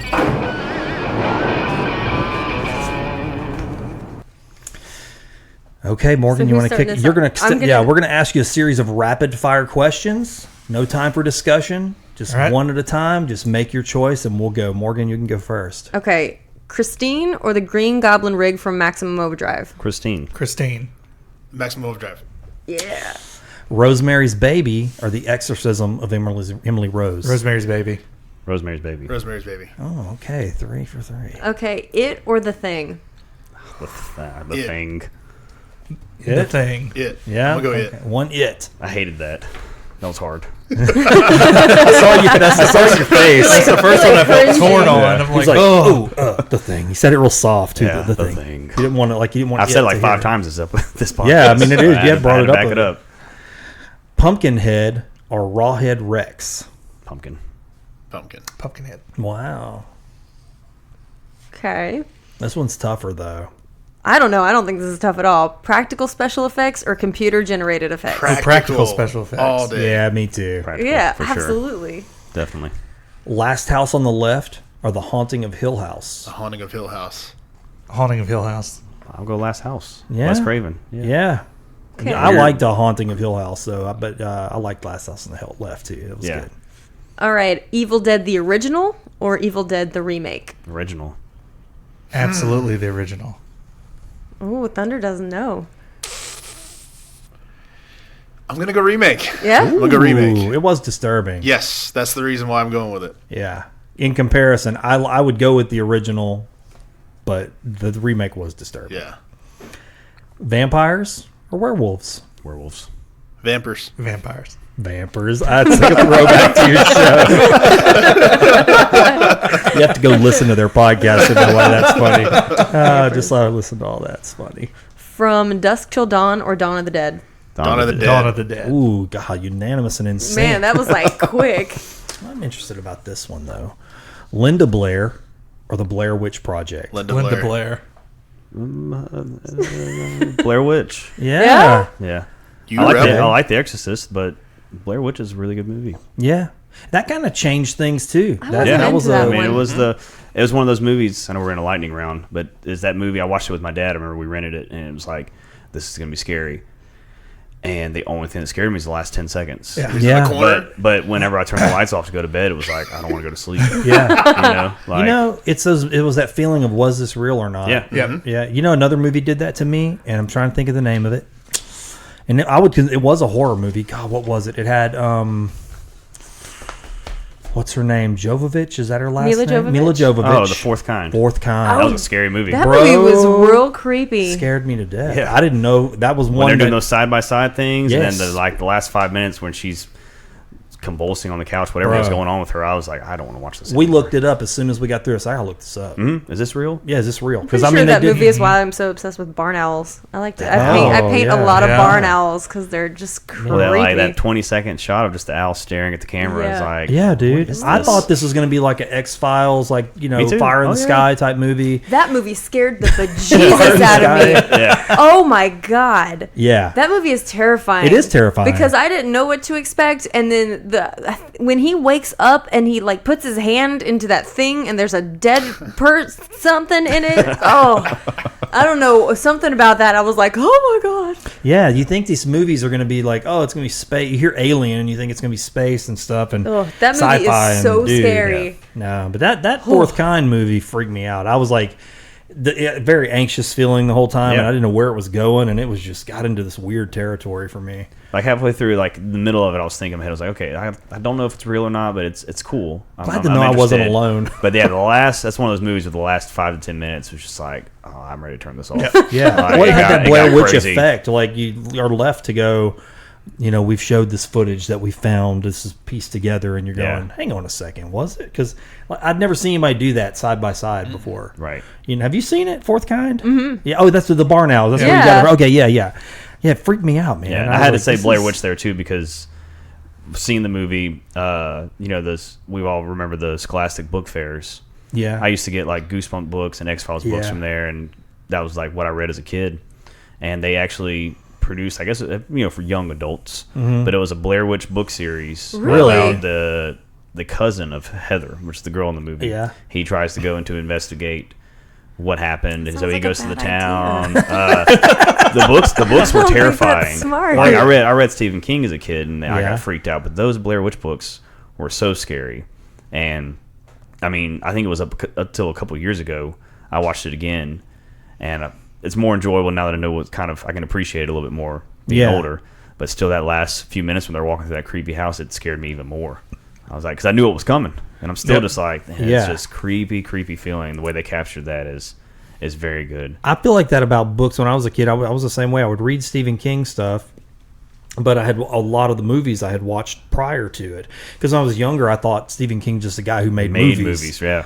And then I started other books. When I think the first one for me that I read that was a movie was Christine. I read the book and I went, "What? This is totally different. Better like than they're the movie." way better Yep. than the movie. There was so much more in it." And so once I started doing that, I was like, "Man, people screw up Stephen King Most of the stories time, like yeah. big time. They leave so much like critical stuff out of these Yeah. shows." Now, Now, the only adaptation that really can compare with the book, and they're completely different as The Shining. Oh yeah, yeah, Because The Shining, Kubrick did such a great job at his vision. yeah. Now, Stephen King hates it. They hate each other It's very for different. Yeah. because it's very different than the book, but it holds up Yeah, as its own entity. it's an art project all on Yeah. its own. Well, it's kind of like, I mean, David Lynch is in that. I would consider him in a creepy category. Maybe not horror, sure. but Oh yeah. Absolutely. you know, like his Dune. There are people who read Dune that just hate Dune. Yeah. But if you like David Lynch and you watch Dune, you're like, I like Dune. You know, because it's got all that Lynch stuff going on. Oh in yeah. it. Yeah. His movies don't scare me. I'm just like, what am I watching? Right. Like it'll be something that seems kind of normal, like Blue Highway. You're like, this is all right, and then it just goes downhill, and you're like, what is this movie? Yeah. What's happened? And What's then happened? then you hit the little button, and you're like, I still have an hour left in this movie. What is going on? He's very good at that, like making you feel uncomfortable. Oh, yeah. Like you're going, I don't know what I'm watching, but I'm going to keep watching it and then try to piece it together later. Yeah. Was he the one? Did he do Twin Peaks? Twin Peaks. Twin Peaks, yeah. Okay, love because that show. I started to watch that and I was like watching it and I thought this feels like a joke that I am not in on. Yes. Kinda. And Yeah, it I is. was like, All I his don't movies. get it. That's how Eraserhead was. I got it on DVD like from Blockbuster years ago, and was like, we're gonna watch this movie. I heard it's so weird and creepy. And before you start it, there's a little thing that pops up that tells you to adjust. It's like a video game. It's like adjust your TV screen to where you can barely see this little thing. So we're like turning the brightness down, and then it gives you. Then you push the next button. It's the menu screens. You push next, and then it's like adjust your volume to get to this level, and you do that, and then it's like, what are we about to watch? We didn't make it 10 minutes into it. As soon as like a baby starts like, if you've seen it, you know the scenes I'm talking about. But it was just like, I don't want to watch this. Yeah, what am I even looking at? It was one of those movies I rented solely just to check it off a list and be like, I've seen Eraserhead. Yeah. I watched Well, it. it's in that category of stuff because I like David Lynch stuff, but if you get talking to somebody who's like a David Lynch fan, you find out pretty quickly that you don't know nothing. You know nothing and about that it, yeah. everything you say is being analyzed because they've went 1,000 They've seen them times all. deeper, and Yep. it's hard to. Twin Peaks is probably my favorite thing he's done, Yeah. but it's his like most tame thing he's done, and Yeah. it's still out there. And It's I still was strange. like, this is super weird. yeah, It is weird. My son and I got into it because a buddy of mine was into it in high school, and my son and I kind of haphazardly found out that we both kind of liked it, and I was like, wait, you're my son, I should know that you like this thing I liked when I was your age, that kind of thing. And so we ended up watching it together, and then the new season came out and we watched that too. But the new season was like, what am I watching? Yes, It that was one the is same thing. It I was still like- haven't even finished it to this day because I was just like, I was so excited that it came back, but by episode 4, I was just like, when it came time to watch episode 5, I was like, yeah, I'm not going to watch it. Really. And so I still have to finish it because it's on my list, and I do like Twin Peaks a lot. Yeah, well, it doesn't leave you. It doesn't go. And Ryan's actually watched it, and he would tell me like every Saturday we'd hang out, and he'd tell me, he's like, man, that because I got him into it. I was like, you got to watch Twin Peaks if you like all this stuff, and he liked the original series. Yeah, And he's telling me, he's like, I don't know. The last episode, the last 5 minutes was just a guy sweeping the floor. He's like, what does that? He's asking me like, what does that mean? I'm like, it's David Lynch, man. I don't know. only Like, he knows. he's the only person who knows. And he's like, I mean, it was 5 minutes. I was like, well, that sounds like David Lynch. Yeah. My wife says that too. She goes, I feel like he leaves the camera in the room when the scene's over, and then I'm going next scene, and then I'm left there going, nobody's talking to each other. They're just sitting there doing what they would have done after the conversation. And I said, that's his thing. what he Like does, he yeah. makes you, and it unnerves you. You're so used to these linear stories where it moves on to the next scene as soon as the action's over, and Lynch is like, no, man, we're gonna hang out right here for a minute. Well, it's funny you say that because I teach videography at Suella, and so I gave my students an assignment, hey, send me your favorite YouTube video. Yeah. And one of them sit in that scene. Really? So I showed it in front of the class, and we're sitting there watching a guy sweep for like 3 minutes. I'm like, is this it? Because I'd never seen the show before. I was like, wow. So Yeah. that makes sense. Yeah, it's like all his stuff is an art project. There's no Right. doubt about it. He's got. I listened to a great interview with him the other day, and I was like, he's just thinking in a different way than Oh yeah, he's out there. most folks are thinking. But you can't look away. You can't look away. You I can't feel look like away. that. Yeah, for sure. I would consider it. I mean, I don't know what category to put Twin Peaks in. I feel like it's kind of horror, creepy, sci-fi. I don't know. It's in a weird supernatural. Yeah, I remember the video store like would put it under horror. Yeah. But it's kind of like season 1 the first couple episodes, it's like the murder mystery thing. Yeah. And then as soon as the Lynch style kicks in, it's got some scary parts that definitely freaked me out. And then you're like, oh, I made it through season 1. Let's start season 2. And then it's just like, I can't follow this anymore. Yeah. This is crazy. It's wild. Yeah. It's not for everybody, for sure. I want to watch it again now that we're talking about it. Yeah, I know. I told my son that last night. We were talking about it, and I said, we need to watch it again soon. He's like, yeah, I'd be down with that. There you go. Just I watch. found the first season at the dollar store for $3. What? So I'm gonna rewatch it. There you go. Give it a chance. Yeah. I was like, chance. $3? That's an investment I can handle. Sure. I'll watch it again. It'll last forever. Yeah. Well, they had creative ways in that new season of dealing with characters that didn't come back, like actors that go, I don't want to be a part of this project, and like how they twisted some of that around. I was like, well, okay, that was a creative way to without just being like, oh, they're dead. Yeah, they're It's dead. like, How do we deal with this? Yeah. There's another great horror show. We thought it was good. I guess it's horror. The Nosferatu. Oh, yeah, Joe Hill. Yeah. Yeah. I'm reading that book right now. Really? Mm-hmm. Yeah, it's written that's by Stephen King's son. I didn't Yeah. realize that until we Oh, started yeah. watching it. I was like, this is really good. And we looked. It was Joe Hill. Hill. Yeah. He's got a lot of great books too. Thinking about reading some of his books because I was looking at. I think I used to read not the whole series, but I read Lock and Key, some pieces of that. Lock and Key's great. He's got a heart-shaped box is really, really good. That's like right before Nosferatu. Yeah. That's how I got that book because I bought his first 2, read them, I liked them a lot, and just because he's in the Stephen King universe, I'll check him out. And then I found it's his son. I was like, oh, even better. And when I was at the bookstore buying the brand new book, it's the cover is that license plate. Yeah. I'm reading it and stuff like that. And it took me a few minutes before I was like, Nosferatu. And then it's just super exciting. Yeah, I mean, I've enjoyed the show a lot, but it did make me want to read his books because, as I understand it, his books and his dad's books are all kind of within the same universe. Yeah. Right? That whole Castle Rock, Yeah. Dairy Maine. Love it, man. Yeah. That's one of the things. I've started reading the book It because I just finished The Shining and I'm going I just through read it and that this reading- It And yeah, you read it? Yeah, I read it You're this reading year. it. And that's if Cool. you read a lot of his books, like even Cujo and Firestarter and Christine, there's characters that pop up in all those little things. Like in It, the character, I think it's Mike. He's the only one who stays in Derry after everybody moves away. His dad was rescued by Dick Halloran from The Shining when he was a kid. And so it's all these little things that you don't have to know about it. Like you'll read it in the book, and you're just kind of like, oh, that's a cool little thing. But when you catch them all, it's like, I love how like Salem's Lot. Yeah, The preacher from Salem's Lot shows up in the Dark Tower series a lot. oh, that's cool. So it's this. He has a whole universe. That's why when Castle Rock came out, the show was like, that's exciting because that's all those people thrown into one show. And Yeah, and they do reference all that stuff if you're paying attention. There's tons of little Easter eggs. Oh, yeah. Did you watch Castle Rock? It's good. What's that on Hulu? I It's think. on Hulu, yeah. Yeah. I can't stream anything because I live in the middle of nowhere. there you go. So I have that satellite internet. Yeah, you'd probably like Castle Rock. Literally just saw Stranger Things for the first time like a couple weeks ago. Did you like it? I'm so obsessed. I went and bought them, the 2 seasons that are out on DVD, and I've watched them like 6 times each because I'm a lunatic. It's good but stuff. I also, I like it. that's what I put on. Like when I paint and stuff, I like to put something on that I've seen. So Yeah. But yeah, it's like my favorite thing in the world right now. Oh, they did. That's So such good. a well It's done. better show. and better each season. Yeah. Yeah, Absolutely. I'm super pumped about the 3rd season. We're gonna watch So it we with shouldn't my talk about in-laws. it then, huh? Yeah, don't tell me Not talking about it at anything. all. Don't Oh, tell me man. anything because I don't know. So I actually started watching Stranger Things because of it. So You said that. You were like, if you like it, then you're like, yeah. So I watched Stranger Things because of it, and so I loved it. It was same theme, little kids in the 80s. I was like, oh, this is great.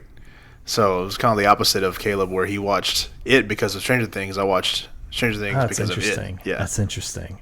Well, we have first. that. I think you have that like for me, and it's the same thing. When I was rewatching the final chapter last week to kind of prepare for Friday, it was like, I think what connected me so much as a kid watching that movie was Tommy Jarvis being like, the hero of the movie. Yeah. And it's the little kid, and it's the same things like the Goonies and Yeah. E.T., and it's always like, the adults don't know what's going on, and it's the kids have to save the day and save everything. Right. And I've always loved those kind of movies. And that's why I think Stranger Things works, and I think that's why the first It movie worked so well too. I think you're right. It hits that tone that's exciting. When you were a kid, there's a lot of that kind of stuff was out there. I enjoyed that stuff too. The little adventures, with your buddies. Yeah. You didn't know I what was watched the gonna Goonies happen. like every day for Oh, a yeah. very long Okay, time. that was like one of my favorite little things in this season 2 was when when Bob was like, "What's at the end of it? Pirate treasure." Yeah. I was like, "Oh, you did that for all of us that grew up with the love Goonies." Bob. They did, so man. sweet. There are certain scenes in Stranger Things that are just so well done. Like there's that whole last like in the tunnel scenes where they're all their gear and their makeshift Yeah. stuff. I was like, man, they are riffing hard And in those the 80s. those and so actors good. are like They're so great. good. Those Yeah. kids are amazing. Yeah. I mean, Yeah. definitely. Wait All till of season them. 3. Oh my gosh, I'm so pumped about it. Yeah, I season 3 cannot was wait. good. It really Yeah, was yeah. good. Just the like still that I've seen of Hopper with his mustache and his like Hawaiian shirt. He's super Tom Selleck I'm in this. so pumped Magnum about PI. it. He's my favorite. I love Hopper so much. Dude, yeah, David Harbour has grown on me from that show. Oh my gosh, I love him. Although I did think that Hellboy movie sucked pretty hard. It I heard was. not We good just things watched about it. It was not great. No, I was like, what is this, man? I saw the photo of him as Hellboy, and I was like, "That's gonna be awesome." I did too. And He then it looked was like, really cool, but and then it was like before I knew it, somebody was like, "Oh, don't go see it. It sucked." I was like, "It's out in theaters." Like I didn't even know it was out. It wasn't good. Yeah, man. so all I heard was like, "Don't see it, don't watch it." It was No. like, well, at least he looks good in the costume. He at did least, look right? great, He but looked it was really just something was cool. missing. I don't know. The effects were good. I just don't know what it was. Didn't like well, it. it wasn't compelling. Like it wasn't interesting at all. Yeah, it was just like the plot was "Meh." kind of ho hum, and even his portrayal of Hellboy, it was really just like David Harbour. Yeah, Dressed wasn't- up in a red it's Hopper outfit. as Hellboy. Yeah, Yeah, it was pretty much Hopper. Hellboy. They Yeah. should have given him the hat. Yeah, it was a strange movie. I'm sure they won't make. I'm sure another HBO one. will show it one day, and I'll watch it. Yeah, just it's 'cause not I worth have to see buying. it, I but- bought it. And of course, I'm bad about that. If somebody goes, "Oh, don't go see it," I just always think we just have different tastes. Yeah. and then Yeah, I'm going to go see it. Like my son and I love horror, and we went to go see It Comes at Night, Oh yeah. and we were like, "Oh, It Comes at Night." The trailer looked scary. We were enticed. We went to that movie, and we left feeling kind of unsatisfied. Like I was like, that wasn't what we thought we were coming in here. We thought we were coming to see a scary Yeah. movie. It was more just about people's psyche. Yeah. Right. See, I watched that. My wife and I went to Amsterdam in spring, and I watched it. I was still like kind of jet lagged, so I spent most of the night awake, and I was so tired during the day. And I started like 10 o'clock. I had the iPad on, and I was like looking through Amazon Prime movies, and it was on there.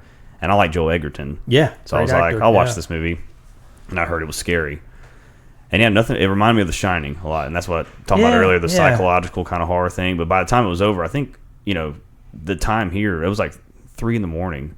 in Amsterdam, and it's like 10 o'clock here. I texted Kevin, I was like, "You got to watch that movie. Yeah. Like it's intense. It's different. and it's different. Like not what you think it's But if gonna I had be, seen though. a trailer or something like that, maybe I would have the same feeling. But That just was the what fact happened that- to us. We the just fact that thought, it just built up and built up, and then by the end, it was just like I'm uncomfortable. Yes. I'm sad. Yes. Like it hit all the nerves except for happy. yeah, it was a Like, depressing film. I did It not was- want to. I turned on the TV like it's like foreign TV I can't understand. It's like there's a cartoon on, so I'm Just like, all right, watch just watch that. this. Big Just palate stare at cleanse. this. Yeah, movies that depress me. Horror movies don't typically depress me. They just kind of scare me. But like certain movies depress me, like The Road. Yeah. Just Yeah. like Oh, that's kind of God. how that one made me feel. Yeah. I felt like the way I felt after I watched The The movie is the Road. worst. Oh my gosh, dude. That Yeah. and Requiem for a Dream are just the worst. Oh Yep. yeah, yes, yes. I so wish I'd never seen either one of those. I know. Yeah, it's just not like, one of those you can ugh. just turn when it's over. You turn it off. And No, you're it like, stays in I you just watched this forever. movie. Yeah, you sit there and you think about it, and especially when I was in high school, I'd go see movies a lot of times by myself, and driving home, you're like, well, I'm just can't even think about it. Like Peter Pan and Lion King were my go-tos when I got home. It's like I'll pop in Peter Pan and I don't know. Cheer me Lion up a little King, bit. I watched that one recently and I was like, God, this is dark. Like, I don't remember is. this being so It is dark really when I was a dark. kid, but like his Long Live the King, I was like, oh, that's cold, man. I'm it's Disney's trick. They like to do that. So I we Hamlet went with to, lions. We went to Disney World last year, and I had been after my boys to watch The Lion King. Yeah. And one time we were going to my in-laws. They live in Iota, so it's about an hour drive from where we are. So we put it in the van. I'm like, you're forced to watch it, whatever. And we pull into my in-laws' house, and we turn off the car, and my middle son goes, we shut it off right when Mufasa fell into the wilderness. Oh. And he's like, Dad, is Simba's dad okay? Oh my gosh. We're like, I don't know. We'll find out on the way. Oh, you're a jerk. You're a jerk. What a jerk. That's a mean. Yeah, we went and saw the I guess the live action animated one, and I didn't enjoy it. I mean, I thought it was amazing looking Visually. visually, but I was like, I think, and I know what it was. It was because I was like, this is just the Lion King. I know the story. It was Redone. Right. Yeah. Beat for beat, shot for shot. I was like, it's just that show. That's kind of why I haven't seen it yet, because I was just like, well, I mean, Yeah, it's If not it's the same bad if thing, you like sure. Lion King, but it's I mean, there's a few spots where they've tweaked it a bit, but for Sure. the most part, it's the exact same script. I mean, some of the stuff that they did, I was like, oh, this looks cool. Like the way they treated Mufasa's sky being or whatever. I was like, okay, this is a cool way they're handling it, but the dialogue's the exact same. exact same.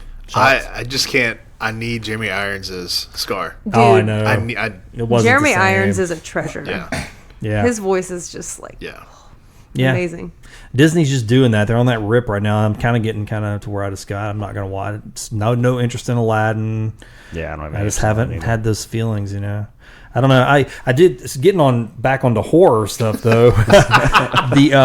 When it comes to Jason, there was something I looked up a few weeks ago, and I was like, man, this is cool. And it was the Friday the 13th video game. That came Oh, out. yeah. I played it. Oh really? Yeah, Man, it's those really good. character designs are. It looks awesome, really good. man.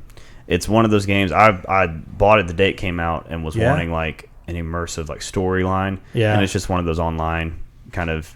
You get into a lobby, you're either a teenager, a victim, or you're Jason. Oh, is that what it is? And there's no now because of I think there was a lot of complaints. They've thrown in little side missions here and there, but what they've done is take characters from the movies and thrown them in to where you can play as one of those guys, and it's like a Okay. different storyline. But I remember the day I got it, it was like I had the day off or something, to where I was like I installed it, and got in there, and when I saw it was just online thing, I'm like kind of running around. I'm like, this is it? Yeah. This is not what I wanted. Well, then later that night, I was like, let me give it one more try. And when I went to play into the little lobby thing, they put me as Jason. I was like, oh, okay. Oh. And that was fun. Was it? Yeah, that was fun. So I killed and I sucked at it right at first. You know, like I'm not good at those online games because everyone's better than me. So I'm like immediately dying. I'm like, well, this is fun because, you know, if you're not Jason, your job is to hide. Yeah. And you have to stay hidden. And if you're Jason, you have to find them all. And there's little clues you find here and there. And when I was somebody else, when you know you're playing this random teenage victim, I was hiding in an outhouse. And it's weird, it's a video game, but you kind of I was getting into it, had the lights off, and I was like, all right, I'm gonna hide from Jason. And when he starts coming, you hear that Yeah. sound from the movie. I was like, oh, he's getting close. There's no way he'll see me.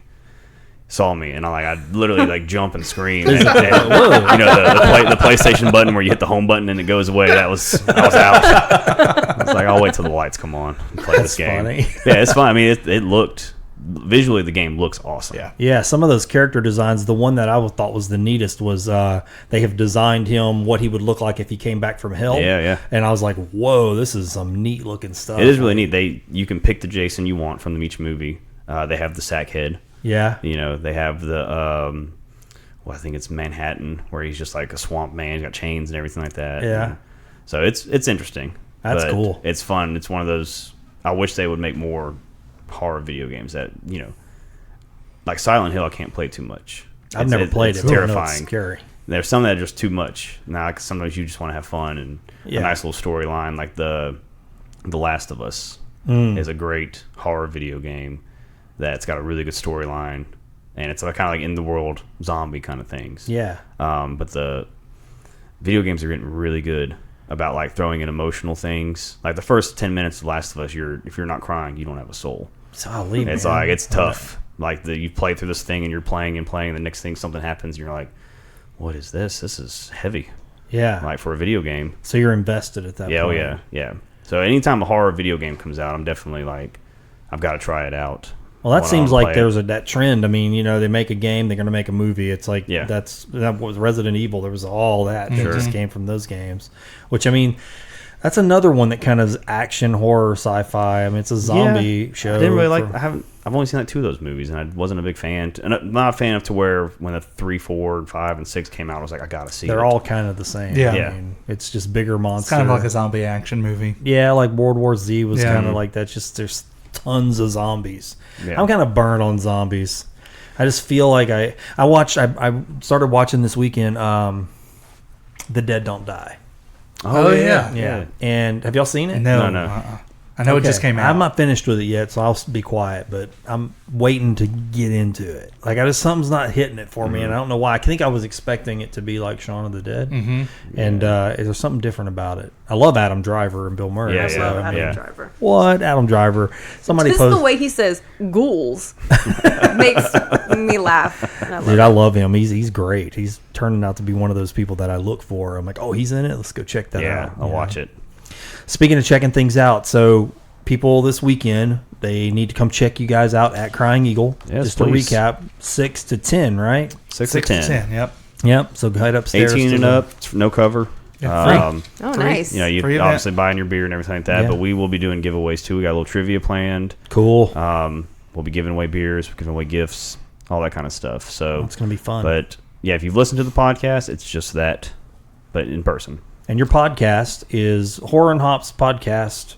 Y'all are on all the All major, the streamings. Yeah. Apple Podcast, Spotify, Podbean, Yeah. Google Play. Yep. Got that sweet logo designed by Morgan. It's got Look a at this. Thank you, skeleton's Morgan. hand holding up a mug of beer with foam on top. I'm actually very proud of these letters because I hand wrote them. I love it. I do too. It's a great logo. I expected whenever we were talking about it, maybe a going back and forth kind of thing. But she sent me the one the same day, and it was like, yeah, that's the one. I love it. It's That's great. the one. He It's knew simple, exactly too. what he wanted, so I love it. It sticks out. It's simple. It's nice and clean, man. It's just cool. Super cool. Yeah. You guys have a website or anything? Or you'll No website. Well, Instagram's where you'll find most of our heavy activity. Everything we post on Instagram goes to Facebook. But as far as sites go, Instagram, you'll find all of that. You can find us, this the Horror and Hops Podcast. Same thing on Facebook, Horror and Hops Podcast. And we, that's where we post everything.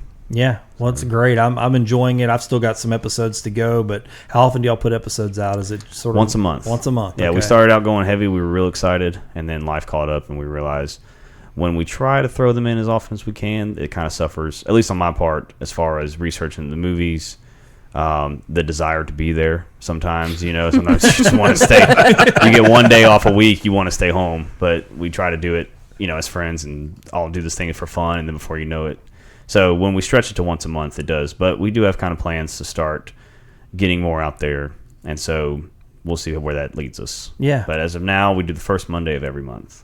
That's exciting, man. I don't know. I have, like I said, I have some of them to catch up on, but I'm having fun listening to it. I appreciate it. If you like even if to anybody listening to this, I mean, even if you're not a horror fan, you're just a movie fan, and if you're just a fan of people having a good time and being friends and just joking around with each other, there's definitely that element. There's a lot of love in that room, So, for sure. And I think sure. it's also just fun to hear local accents. Yeah. because I listen to so many podcasts, and when I hear one where there's someone that's like from around this area, I'm like, oh, that's a Southwest Louisiana accent right there. And That's a good point. It's fun. That was one of the things I tried to disguise when we first started, but then it just turns You into where. can't. You Yeah. just gotta let Yeah. it go. I think that's a good point, Morgan. I mean, I think hopefully that's one of my little side missions with my podcast is to help other podcasts in the area, like to just create like solidarity. Because I mean, I've seen it in the artistic community happen where everybody's like together and like, yeah, we're all going to be artists. We're going to stick together. And then as some grow and others don't, then all of a sudden there's some, Morgan, you ever seen anything like that? Maybe.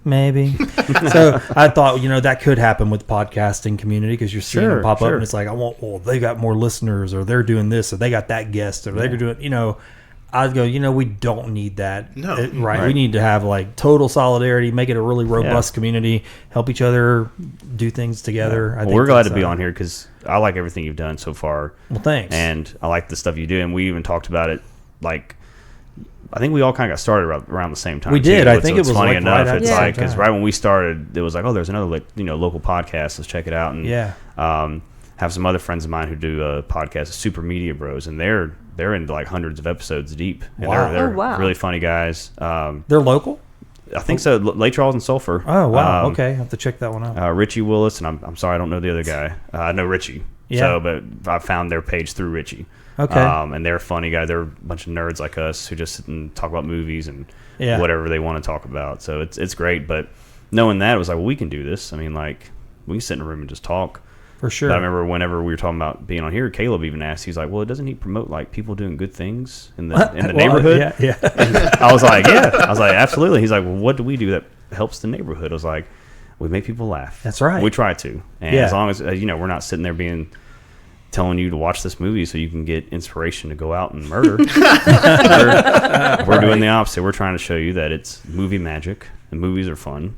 And normal people like horror movies. That's Normal right. people And I like think horror that's a movies. great message. I really do. I mean, it comes up a lot in my conversations, not to get it too serious, we're kind of wrapping up, but I mean, that is a good point. I mean, people ask me that about Find the Good News. You call it that, and I get it all the time. Well, what was that guest good news? Because people message me. I'm sure they message y'all. Sure. They're like, what you talked about it. And I'm like, well, what their good news is this. And there's always something good in an action like what you guys are doing. I mean, creating just being a part of a robust podcast community, I think is one great thing. It sets a precedent that it can be done and other people can do it too. And then two, I just think saying, hey, it's like you said, it's okay to get together with your friends and watch horror movies and laugh and have a good time. And tell scary stories, and get freaked out together and just have a good time. And especially with horror movies, it's like I can't tell you who's the cameraman on Love Actually, but I know like all the production stuff behind Friday the 13th movies and how John Carpenter got that shot in the thing. The guy's arms got ripped off and it looks real. How'd that happen? Yeah. Well, you got 10 minutes, I'll tell you. Yeah. Like I love that kind of stuff. Yeah. And So other people it's- do too. There's people out there too. One thing I love about podcasting is that, and y'all may not, I don't know if y'all hear this or not, but there are a lot of people who listen to podcasting just to connect with people. Sure. They don't connect with people out in the world. There may be a lot of people who don't even leave their house, but they love to listen to other people talk. Morgan's raising her hand. I told you I live in the middle of nowhere. Yeah, no, I get it though. I mean, sometimes it's nice to I understand what they're talking about, or like when I'm listening to you guys, I feel like I'm there. Kind of. I told somebody the other day. I said there was one episode, and I can't remember what it was, where y'all were talking about something. What was it? And I know y'all knew the detail, but nobody was saying it, and I wanted to be at the table and go, Yes. But there was this thing that happened. yeah. See, this I thing was happened. yelling at them during the Scream episode. I was like, you guys. Somebody say it, so I don't feel this way. I was like, oh, nobody ever said it. And I was like, dang it, man. I wish I would have been there to go, this is what you missed. Yeah. Well, that's what's fun about them. It's like, even with yours, it was like walking in here, I wasn't nervous about meeting you because I've listened to your voice. Like you said, it's like putting voice to face and all that kind of stuff. Yeah. The same thing. It was like not nervous about meeting somebody when you listen to their shows that much and Totally get to know agree. that voice and that the personality comes through and Yeah. it's very real. Social And- media is totally different than that. You just see pictures and words, and it can be tuned and tailored. But with podcasts, you hear all the ands and ohs and bumps and laughs. That's and, it. And I've done audio for a lot of different things around town, but podcast was new to me, Yeah. and so I wanted to kind of portray that sitting down in a room. And honestly, like I get enjoyment by just being in the room and seeing them do their thing. And I love I'll listen to their podcast 2 or 3 times anytime an episode comes out because I love just reminiscing. And it makes me appreciate other podcasts that much more, seeing how much work actually goes into everything. So it's been a great experience for sure. Yeah. Even if I am just off mic and Well, you're on mic today. I think you've done great. You got, We gotta yeah, get you a mic, dude. You Just need under a microphone. Yeah. that was great to have you on here. I actually heard them say that a few times. Like, I get Thunder Mike. Vote to get Thunder Mike. Yep. And I was waiting for it. So it's nice to know that you're on. This is it. Right Yeah, today, you get debut. to on mic. I like it. that. Well, this has been a lot of fun, and I really, Morgan, thank you for coming. I couldn't have. Things couldn't have lined up any more perfect than to have you on the show, do Dude, the I was logo, and you're a so horror pumped. fan. You did great. This is good. And you said you were nervous when you got here. How bad was it? It was great. Oh Wow. no, it was fine. I'm just a nervous human being in general. Yeah, I knew So- it would wear off. This has just been a fun time, man. Anyway, I hope I hope you get more listeners, and I hope a lot of people show up to your event. And I know you got a fan. Thank you over very here. much for having us. Yes, No, thank you. Thanks for coming. I'm happy, I know it. I'm helpless, do I show it? You're the truth I Thank you for tuning in to Find the Good News Live. If you would like to help me grow the Good News signal, visit patreon.com/findthegoodnews and become a patron. That's patreon.com/findthegoodnews. I sincerely thank each of you for your patronage and for listening to this broadcast. And I love you just